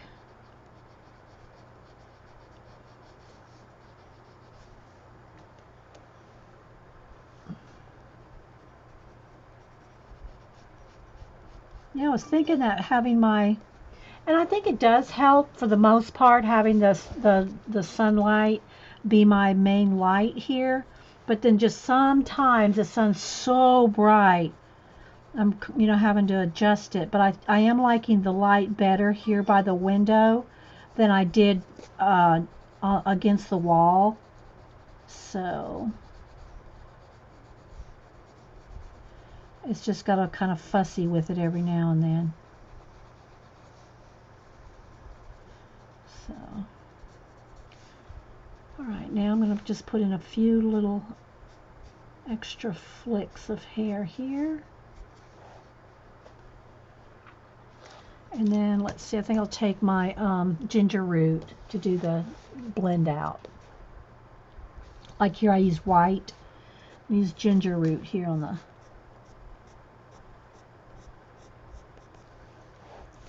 And you can always go back in with more as long as you don't over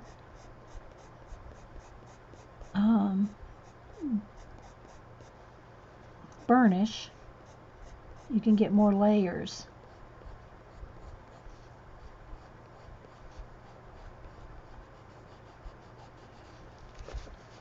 I haven't seen any questions or anything, I'm sure. Hey, Colleen. I know I'm missing some people that popped in.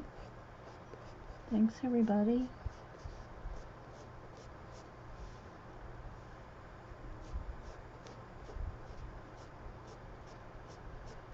And he's really not a chocolate brown bunny. I think most bunnies are kind of really chocolate brown.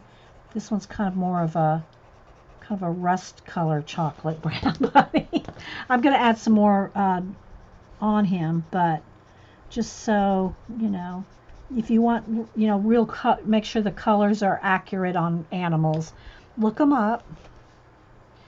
I'm going to go back with the dark brown though and get some of these shadows in there.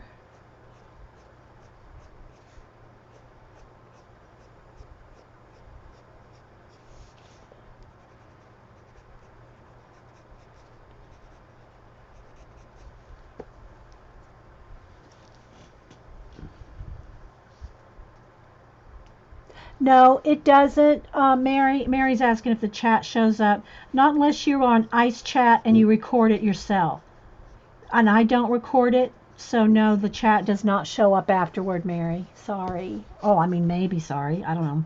I don't think most of the girls here want their chat recorded. Just saying. I don't know that most of them would want it. Right, Terry?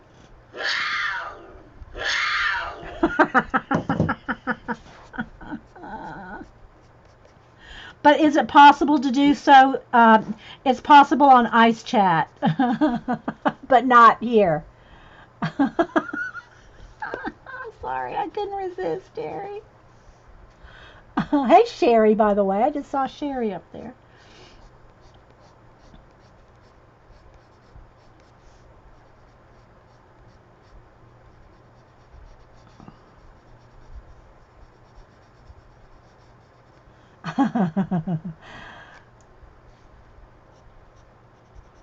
Yeah, if y'all do have questions, put them in caps. If you're asking me a question, put it in caps so I see it, because the chat does roll by pretty fast.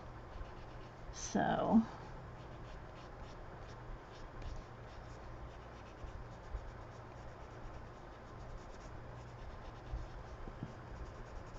All right, so let me finish this little bunny. I'll put some little dots. I want to show you how I'm going to do the whiskers.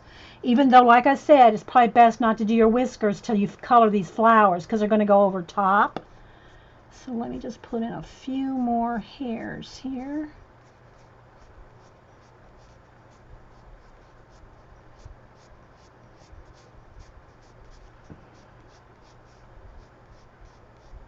And it does take time doing it like almost hair by hair, right?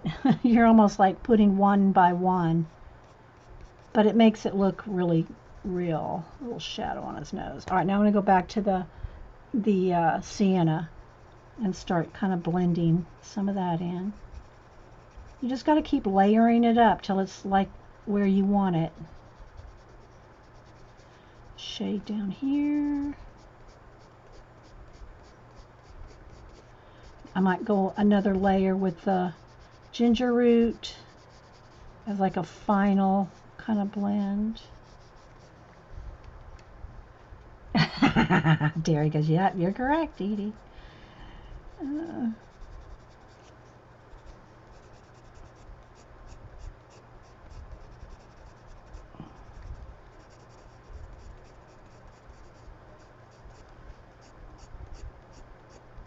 Just kind of flicking in the hairs there, kind of like that. And now I'm going to take the ginger root and just kind of do a final little areas that might need to be softened.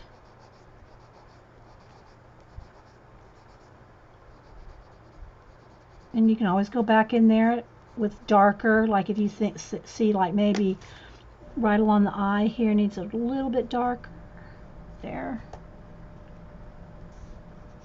The nose needs to be kind of stay light.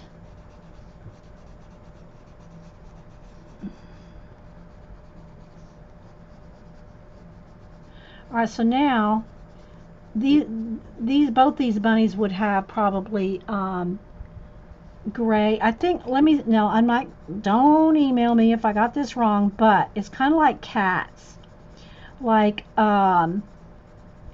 the color of their fur and their whiskers is like the color of their fur. I mean, like, in other words, like if he was real white right there, he'd probably have white whiskers.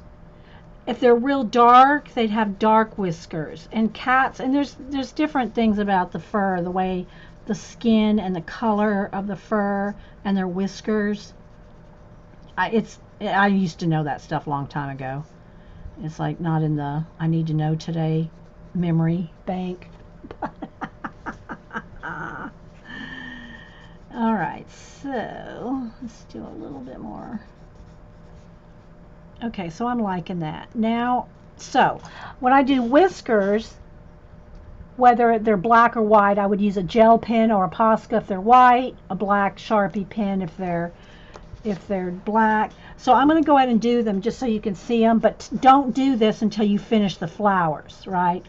So I'm going to add my own little extra dots, whisker dots, if you will. They don't have them here in this color book page, but I want some whisker dots.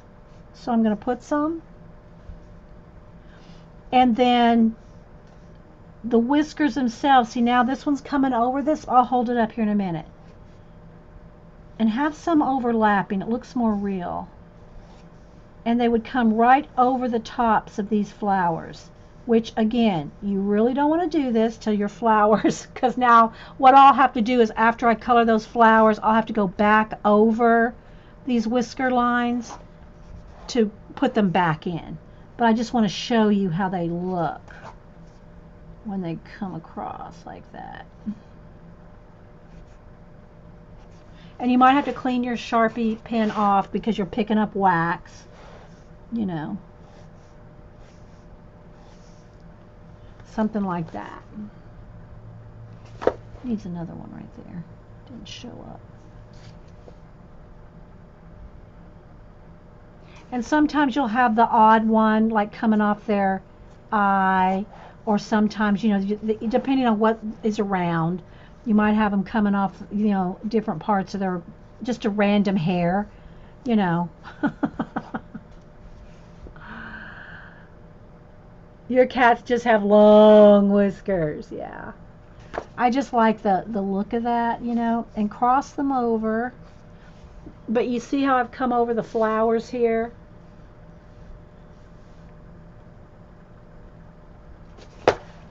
So yeah, so there's our little bunnies. I'm happy with them.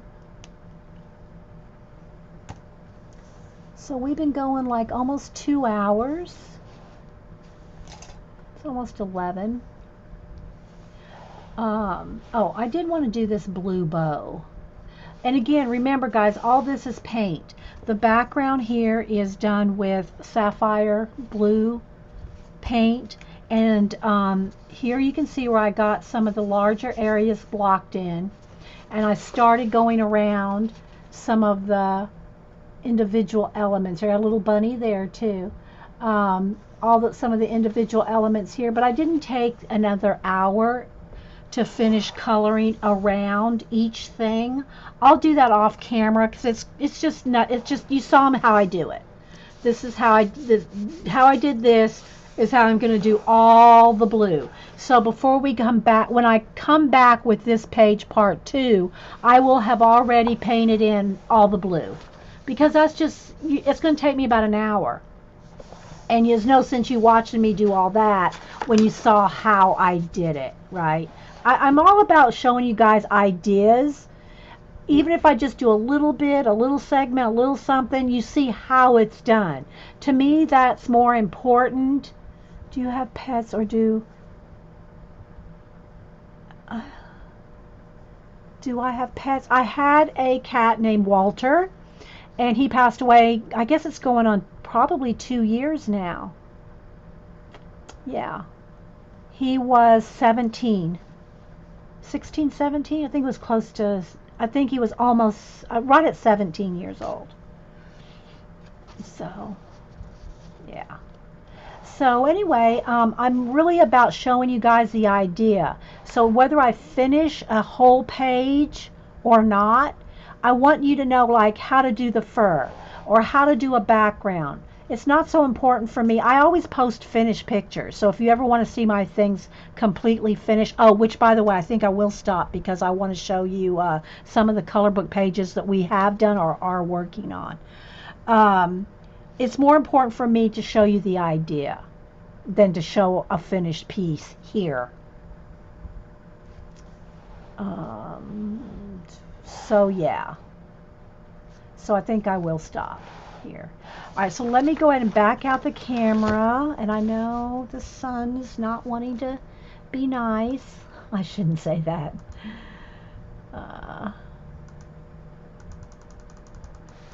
At least get it so that you could see a full page. Let's see, let me adjust the camera again. That looks pretty good. Maybe one in, something about right there. There's my mailman. I probably should go get my mail because I told y'all what happened. Someone stole my mail, hacked into my bank account.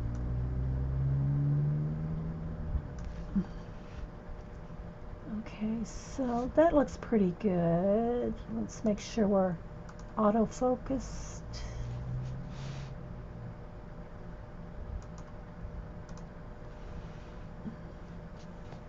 That looks pretty good, I think. We'll save that. We'll save those settings until the sun decides to change its mind.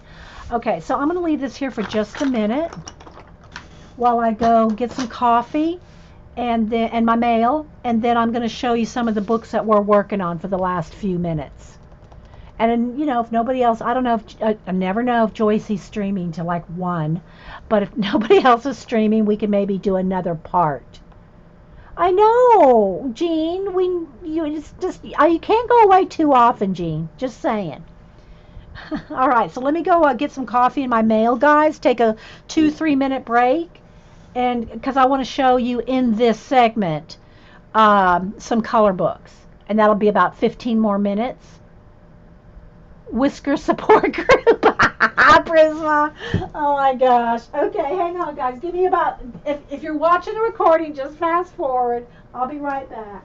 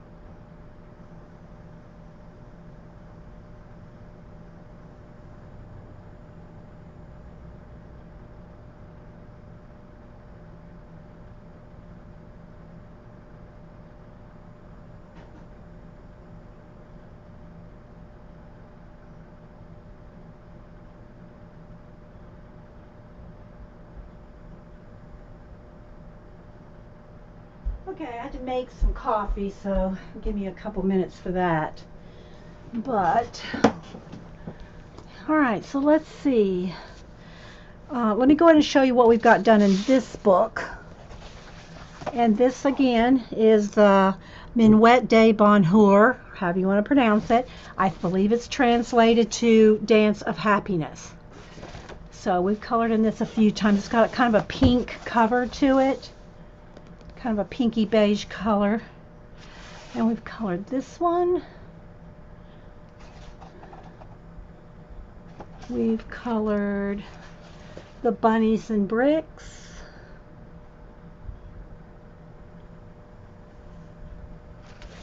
We've colored the, I just showed that one, let's see. The koi fish. Yep, I had to make a pot, Suzanne. Pot o' coffee. And that's all we've got in this one. So again, I want to keep my page here, so I remember I got to color that. I am liking our little bunnies. This book is just so cute. I mean, it's just got so many awesome, adorable little animals in it. The other one I almost colored today was the one next to the bunnies. This one. I really like these little mice on the little mushrooms. I almost colored that one, just continued it over. You can see where I just started pulling the black paint over to this one. But I decided to do these because they were just a little bigger and easier to see. So there's that one. Ever get a finicky whisker? Finicky whisker. Oh my gosh. Okay, Prisma, I swear, you're a hoot sometimes. Alright, so let me move these out of the way, make some space. And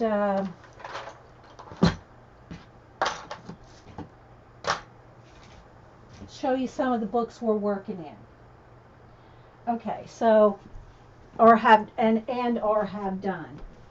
So first off, I'll show the Serene and the. So this is the Serene or Serenade, and I know everybody wants it, can't find it. He says it's out of print, may or may not ever be printed again.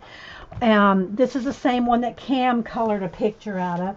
I don't remember if I put it on my iPad or not. Let me double check, because it's hard to see on my phone. So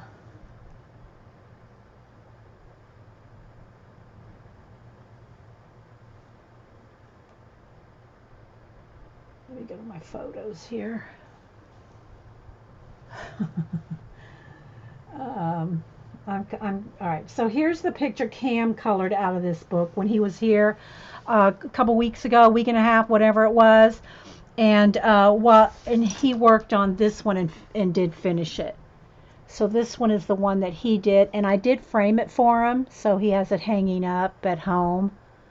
But and it is the same size as this, so you can see how big they are. Of course, it was, you know, a horizontal piece, and these are vertical.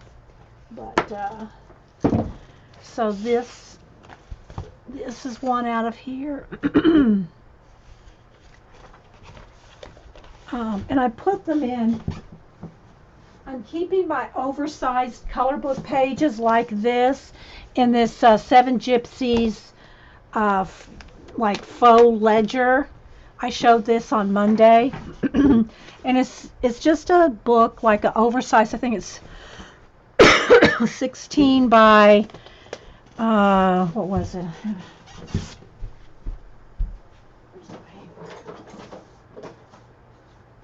It has 80 vintage pages. It's 16 by 12. And I'm keeping my finished oversized pages in here. So it's got a canvas cover with a faux leather, and it is like a faux leather back here. And then inside are faux leather stained, like tea stained looking ledger pages. And I think what I'm going to do is I'm going to catalog my art books and color books in here, but I'm also using it kind of like as just a portfolio type thing to keep these larger pages in. I'm not attaching them, but I'm keeping them in here. So this is another one that we're working on that we need to finish. This one is done, and these are out of the Serene or Serenade, however you want to say it. So those are done. And she's done, which we showed her a few minutes ago. Let's put her back in here. This is a color book page that I drew a couple of Saturdays ago.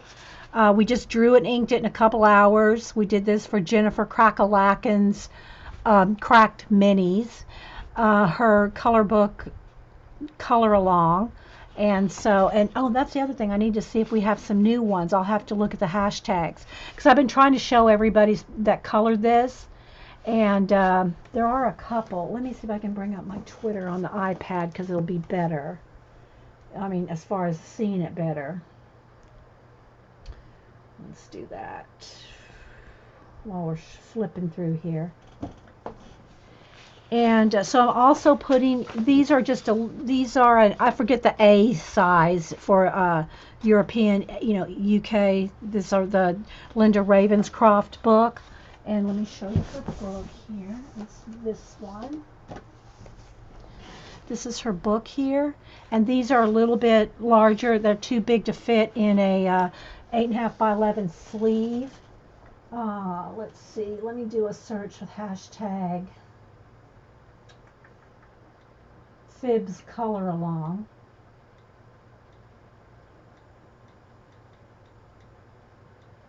I think just Fib Color Along, yeah. I'm pretty sure. So I'll show you all those here in a second. So I'm putting these in. This one's got some shimmer on her wings and her hair, as you can see there. So, so this one is out of the Linda Ravenscroft, and this one is out of the Linda Ravenscroft. And I think you have to get her book from her. I don't know. Does it come on Amazon? She has. This is book 3. I think you can get them on Amazon, or you can get it through her website. And then this is the other fairy. And again, you can see the shimmer on her wings, right there. Some Winkostella on top of the wings. But you see how I just keep them kind of 3 to 5 main colors. So anyway, I keep these in this book, at least for now. A way to keep them safe because I can't put them in a sleeve because they're oversized.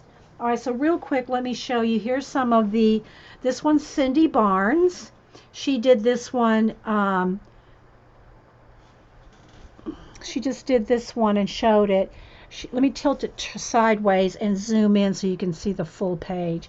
She even added a little skunk down there with my name on it. She added that herself. So you can see the different ways that people have colored it. I'll show whatever's popping up here on Twitter in the hashtag. You posted mine but didn't know the hashtag? Well, repost it, Vicky. Repost it with the hashtag, because I know on Twitter you can't edit. That's one of the things that everybody has a fuss about Twitter is, not being able to edit your tweets. You just have to delete them and re-put them or just redo it. This one is Karen with a C. Karen with a C. This one's hers.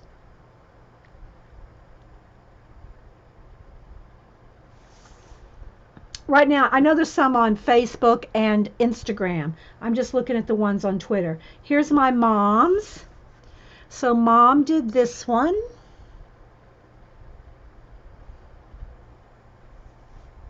I like the way she did those wings like that in like different colors like that.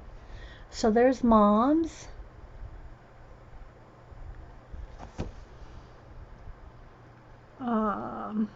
Donna, if y'all know mom. This one's Debbie Epps, and Debbie Epps did hers like collage and watercolor. If y'all haven't seen Debbie Epps doing all kinds of collage and inking and mixed media. So there's Debbie Epps. That's hers, and she does stream and is on YouTube. That's Debbie with a Y. Debbie, is it with a Y? Let me see, make sure I have it right. Debbie, because it's Epps. Hang on. Yeah, Debby, Epps, Epps. And then let's see, here's Kathleen Kberg, Kathy. There's hers. Yeah, way to go, Mom. I know, CV. Here's Kathy Kberg. Kathy, I like the way you did the moon there with the shading around there. Let's see here. Next I have, here's Emma. Emma has its separate link here. Hang on, let me see if I can get this. Hers is a mobile Twitter. Let's see if it'll load here. Come on, here we go. Here's Emma, Mad Rat Emma. Come on. Turn, turn. Here we go.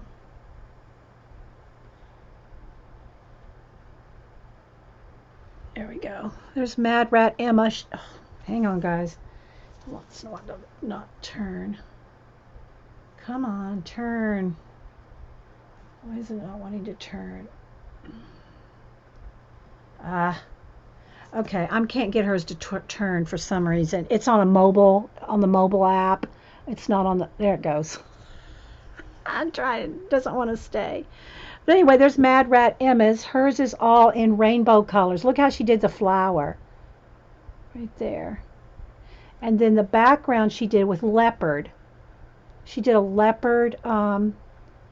Yeah, you can download the picture off of my blog, inkiwell, inkiwell.blogspot.com, or Facebook or Twitter. You can download it off of any of them. But if you want, probably the better sized one is on my blog.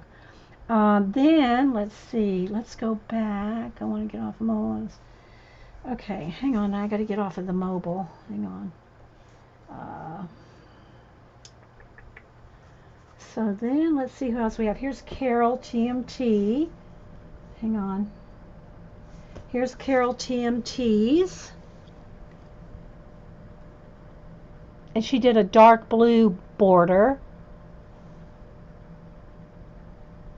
Aren't they all so pretty? They're all so different. I know.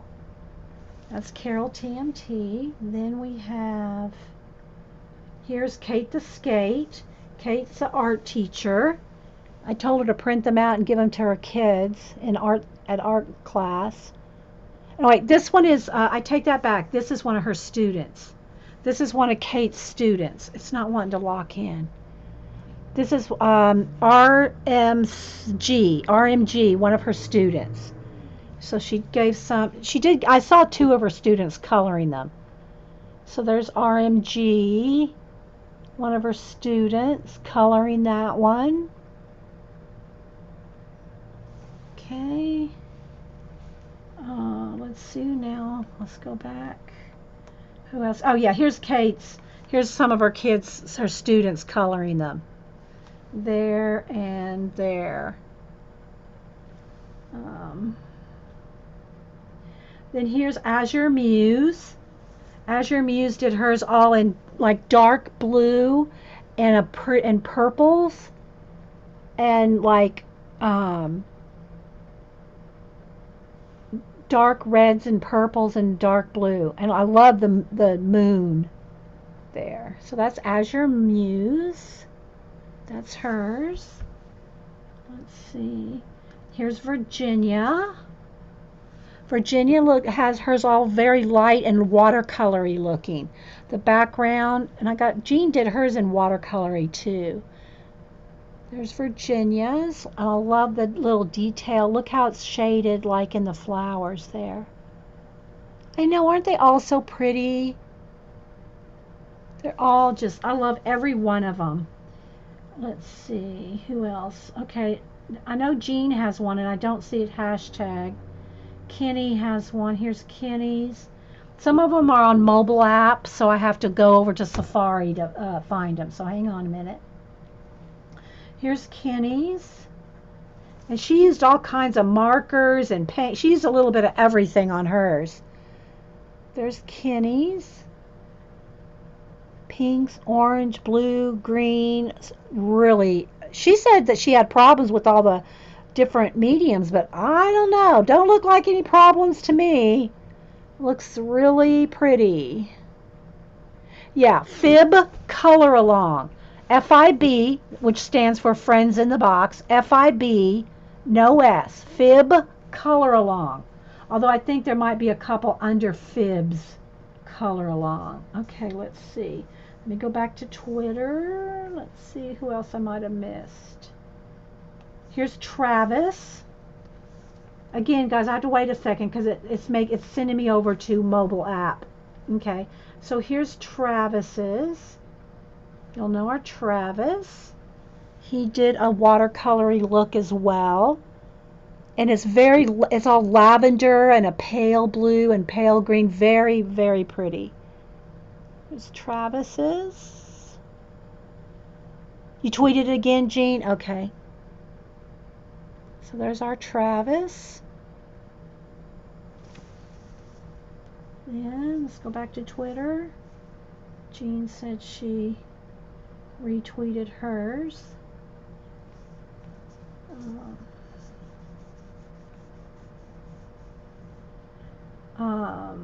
Here's,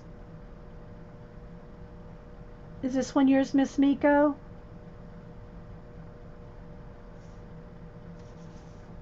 In watercolor, and I know y'all, well, yeah, you can see the glitter. And look, like stickles outlined. Let's see if I can bring that in. Look at that butterfly with the stickles. There.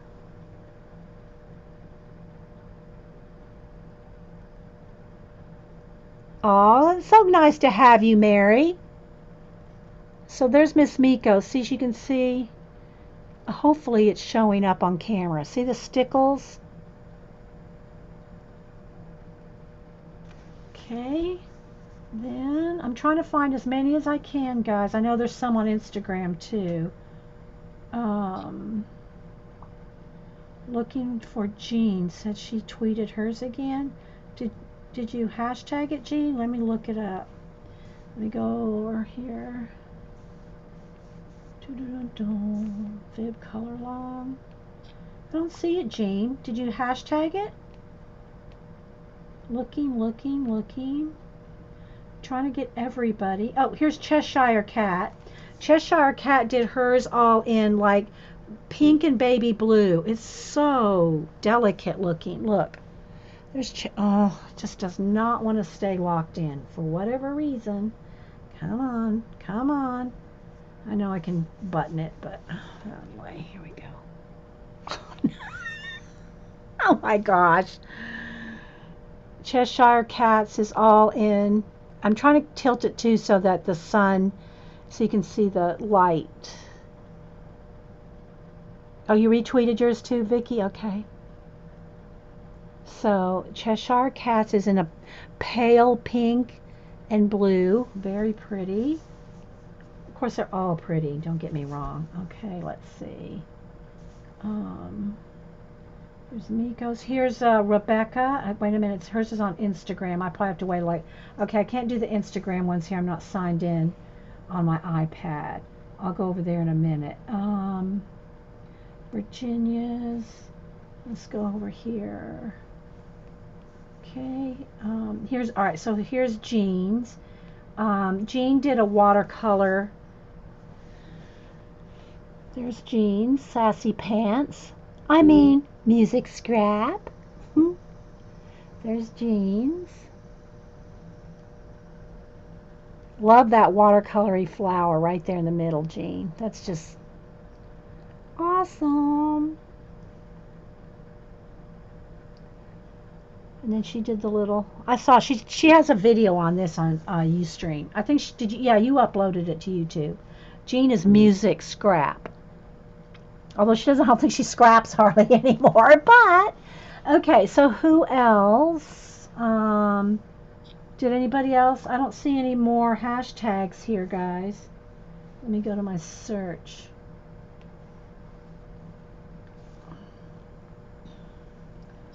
Okay, let me see. Looking. Cheshire Cat. There's Miko, Cindy. I'll have to go over to Instagram to see Rebecca's. Kate, Kenny, Mom, Carol, Emma, Karen, Azure, Travis, Kath. Oh, and here's, did I not show yours, Virginia? Here's Virginia's. I think I showed yours, Virginia. There's Virginia's. And she has a light color, like a gold frame. You can kind of see the shine right there. She has a gold frame around hers. Okay, and then let me go over to, I gotta go, now on Instagram I gotta go on my phone, so hang on guys. Go over here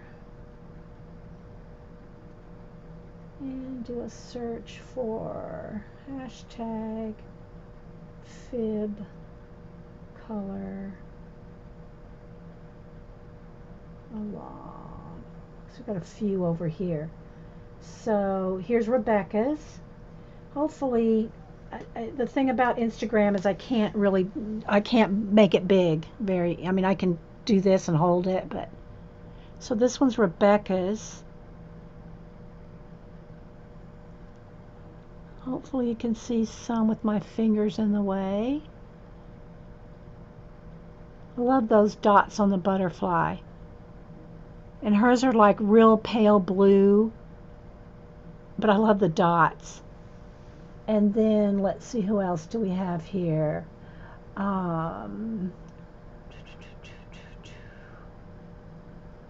Magical Touch. Here's hers.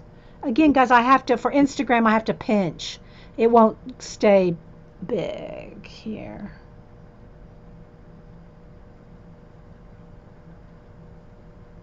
And then, whose is this one? Okay, we already showed Mad Rat Emma's and Azure Muse, so we showed theirs.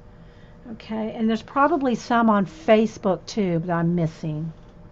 So anyway, guys, those are everybody that's doing the color along. And we just did that quick page, and everybody's just really run with it and done awesome. Okay, a couple other color books. We have probably about 5 more minutes on this segment before we run out of time. So let's see a couple other color books that we're working on.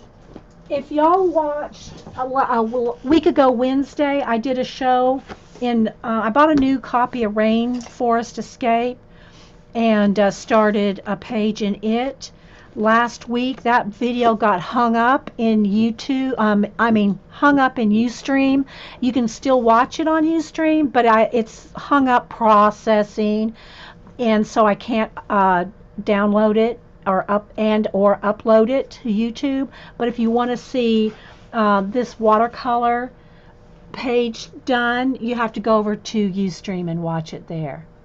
So, but we did this one with watercolors out of the Rainforest Escape. We are working in, this one's also Nick's, the same one that did Serene. Nick Filbert is his hashtag. In Fantasia, we've done a couple pages in here. I'm working on a couple pages. I finished here's the mermaid, and you can see we did a lot of shimmer on her tail with stickles, I think. And there's videos on this one. So her did this one. Oh, thank y'all. Thank y'all for playing along with old Jennifer Crack-a-lackin'. Well, I just saw her once. She was on a show one night. This one's in process too. She was on her show one night, and I was watching from afar. I wasn't logged in, but she goes, I wonder if we could get Dede to draw us a color book page. And she goes, she's probably too busy. So I messaged and said, yeah, I'll draw one. So I did. Let me kind of flip through here and see what else we have that I just have sitting here in progress. Okay, I bought the Intricate Ink, the Tim Jeffs Intricate Ink. He has another one out now, second one. This is the first one. And I got this at Hobby Lobby. It was on sale for $6. So I couldn't pass it up. So, and I've done flips and all of that, but we have one page in here. This one right here, done with watercolor and some gold gel pen. So there's this one. Sorry for the flash outs, guys. And I added my own little moon up there. That wasn't there.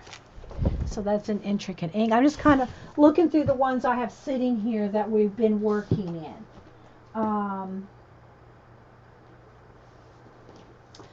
Moon Blossoms. This is another one that the pages will need to go in the big ledger. So we have her done.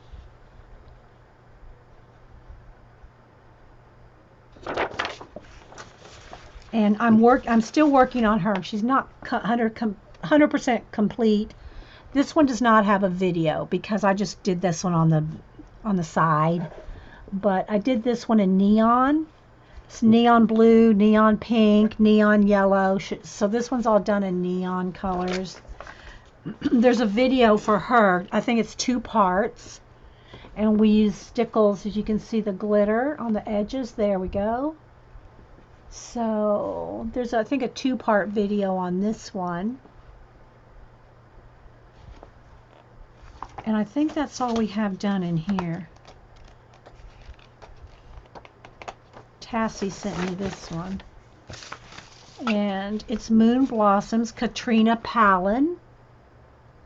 And I've done flips of these, and you know, just have to look in my color book playlist, guys. Of course, any of my Bennett Kleins, I have torn them out and put those in a sleeve. Let's see. Mysterious Library. We do have one in progress in here. This is one we have in progress still. The Snow Queen. We haven't finished her, but there's a lot. This is, remember what I was talking about earlier, where I'll take a marker, like I'll take a lime green marker and just sit with the book and go through the whole book and find everything that's lime green. This is one of those that I just like doing that with.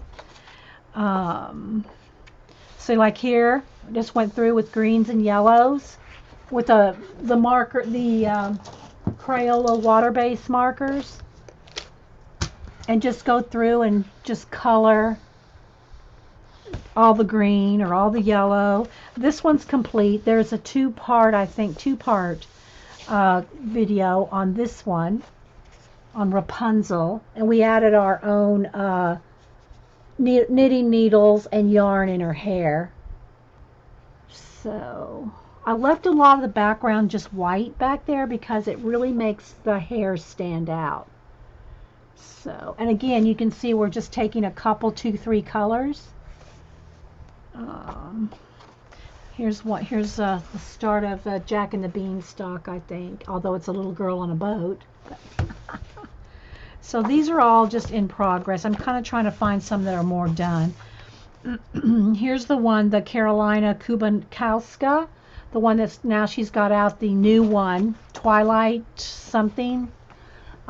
This one is her first one, and I've done quite a bit in it. Now again, this book, it did kind of fall apart. I mean, it came apart, some of the pages came out.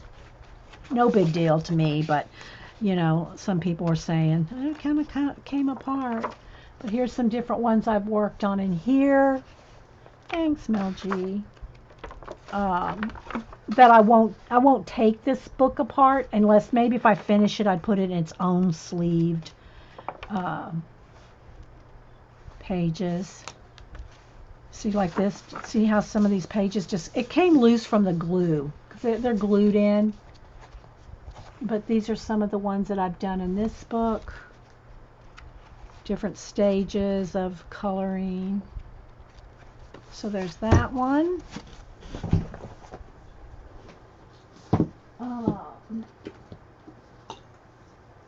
Let's see, these two. A Walk in Eden, which this one, Laura, Anxiety Art Adventure, sent me this one. Do an owl page. And I've done a few things. This is another one where I'll take a marker and just go through and color some things. This one's finished. Again, blue and orange chandelier. And it's a very funky book. It's a very odd, funky book. Here's a cactus. We did this one. Again, it's a little flashy, but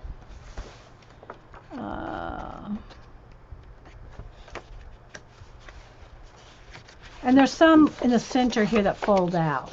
It's a big double page spread that folds out both ways. The other one we got done here was the camo tree, camouflage tree, and again, I stuck with lime green, green, gray, and raspberry. So you can see how it just ties everything together with just a few colors. And we added, I say we, because if you're here with me coloring, it's we. We added our own moss to it, because that's black paint, black painted background. So, yeah. So that's a walk in Eden. Another one we haven't worked in for a while is the pop manga. We were working in this one quite a bit when I first started it. And so I'll show you some of the pages we've done in this one. Again, painted black background. And because it's got the black paint, you can do this with color pencil. Just like we do the nebulization, the stars and all that. You can do this shady bit like this foggy shady bit with color pencil because it's on paint. That's how you get that effect. And there went the sun, so now it got dark again. So this is a fun, odd book, which I like. Here's a narwhal mermaid girl. Again, painted black background, and you can see how, and I added my own stars and planet, but because of the paint, you could take the white pencil and go around the little butterflies. So, and then this is all painted. I use paint down here too, the splashy bits.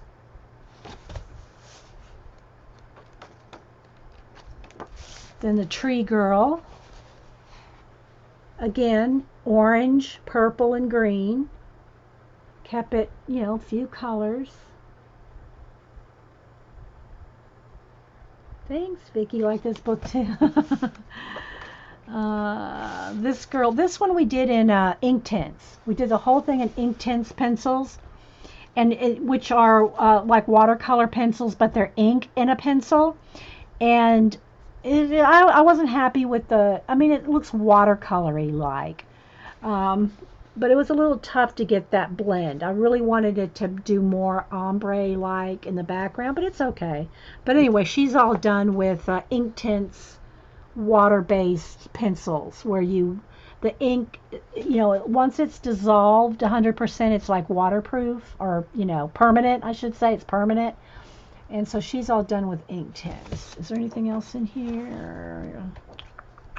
And then this little girl, this tree girl, I did her all in 2 shades of green and I think we did this in Neo color. And then the red rust colors.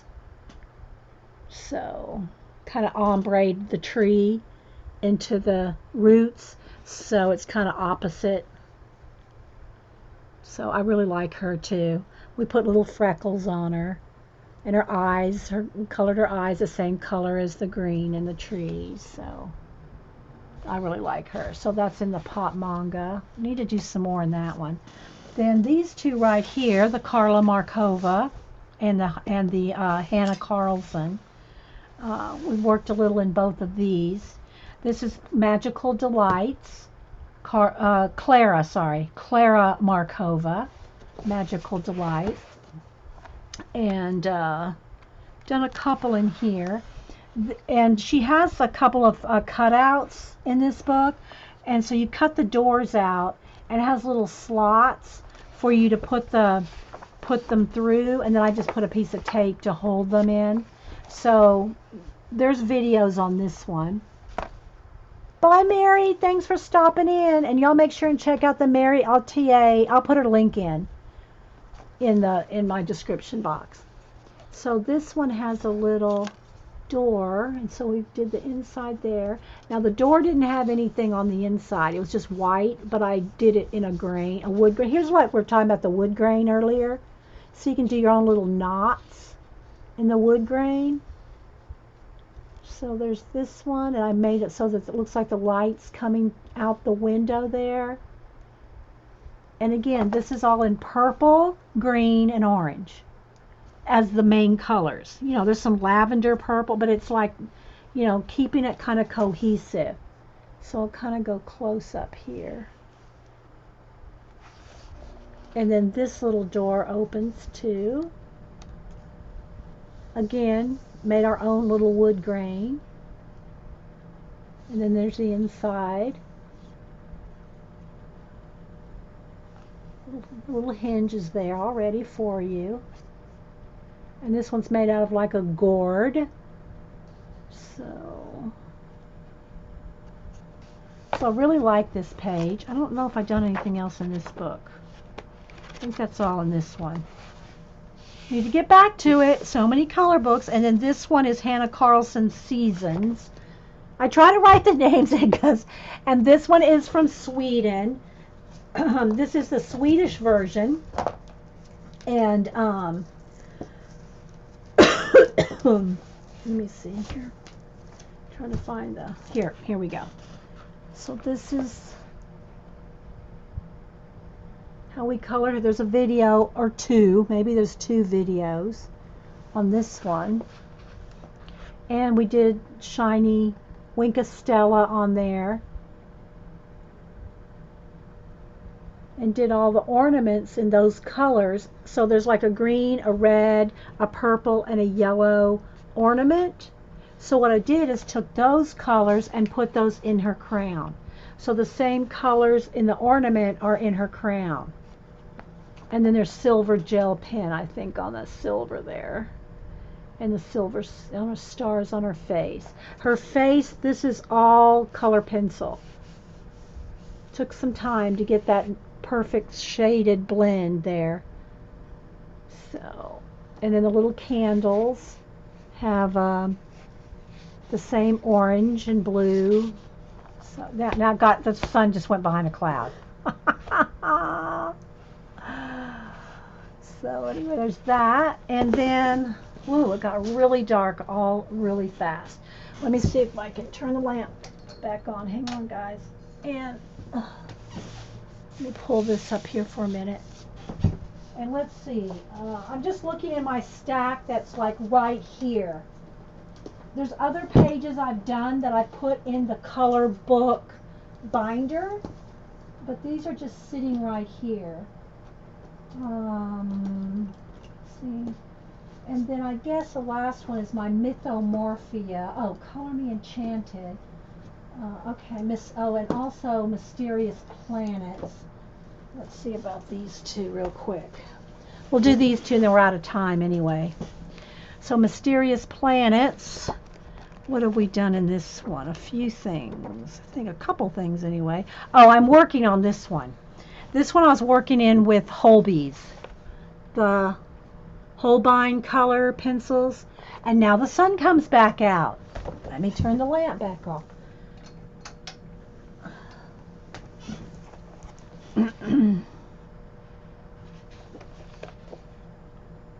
So this one is still in progress. I love these books. I just only can do so many at a time, right? And then of course Mythomorphia. And again, the same way that I'm working in Mythomorphia, Anamorphia, and Imagimorphia, I do a lot of acrylic washes. So a lot of acrylic, big base coats of acrylic washes, and then go back in with the detail. The last one we did in here was the werewolf. Let me find here's the werewolf, double page spread. And again, did lots of little knots and things in the trees. So, and we did silver, we did gold and silver to illuminate some of his fur there. But there's the werewolf and all the bats and birds. Took a while. This isn't I think this is maybe a 3-parter. I don't remember. And I think one of the parts didn't upload. So there's that one. Then we have this, the dragon here. Again, after all the paint, so I put paint, then pencil shading, and after we got done with all the paint and pencil, we got out the white paint and a baby wipe and smeared right over the top of all of it to put him in a mist. The werewolf needs a Snickers. So again, this one has a lot of detail. This took a while. And then let's see. This one we're not done, but I did enough on it to show somebody or a couple people wanted to know how to do snow. So I did a backlit mountain with this one, and the snow is in purples and periwinkle. This is all done with Neocolor, so it's like a watercolor, and some acrylic paint splashes. But I wanted to show how to do the snow, and see how we shaded the trees with the snow is on them. So again, this one's not finished, but I wanted the idea to be shown. This one's still in progress. Well, this side's done. This one's, you know, I don't know how I'm going to tie the two together. This is my like fairy tree with lots of glow around her. Again, this pencil, I mean, that's paint with white pencil to make her glow like. And then there goes the sun. What else do we have in here? This one's just got a wash on it. Again, some just washes. So I haven't got too far in Mythomorphia. I've got farther in Anamorphia and in Magimorphia. I think I have time to show those real quick. And then we got to stop this video because it's going to stop on us automatically. And yeah, so Magimorphia. These are all by Kirby Rosannes, which I think he said, for at least for now, this is his last color book. So here's the swans in progress. I'm just going to do a quick flip, guys, because we're going to run out of time. So again, the way I'm approaching, oh, there goes the sun. Let me turn the lamp back on. The way I'm approaching these is all with color washes, and then going in and finishing details. But I'm trying to flip to the finished pages here. This one is a spider web all done with stickles.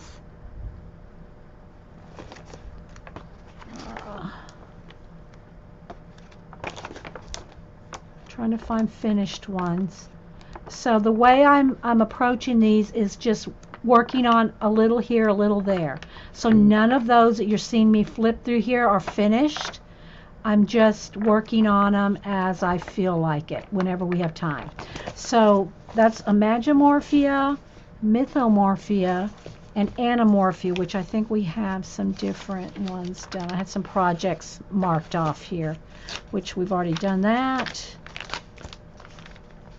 These were marked off for stenciling.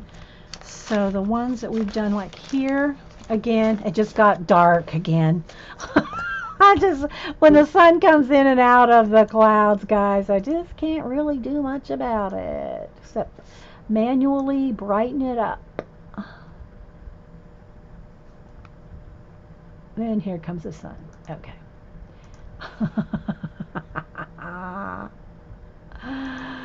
Okay, so there's this one. The owls are done. Started working on these orangutans, and the iguanas are done. No, I don't have any polychromos. Well, I should say that. I have a handful. I have a handful of polychromos, and I know that they have a big set on sale. I think Amazon has them for like half price or something. Yeah, it's still $200. So yeah, no, I don't have it. I have a few polychromos. Let's see, what else do I have? Again, these were. Do I have anything else finished in this one? Working on this one, you can see here. Anyway, guys, so Anamorphia, Mythomorphia, Magimorphia, those are the three Kirby Rosanne ones. And sometimes you'll see this in green. I think it depends on if it came from UK or sold here, you know, in the, it's the same book, but different cover colors. Okay, so let me stop this video. Thanks if you've been watching all this time, watching some coloring. Thanks for being here. We did worked on this page today. Where is it? Here. So if you're just joining us or popped in, we're working on this one. And so yeah, so hang on guys, and thanks for watching on YouTube.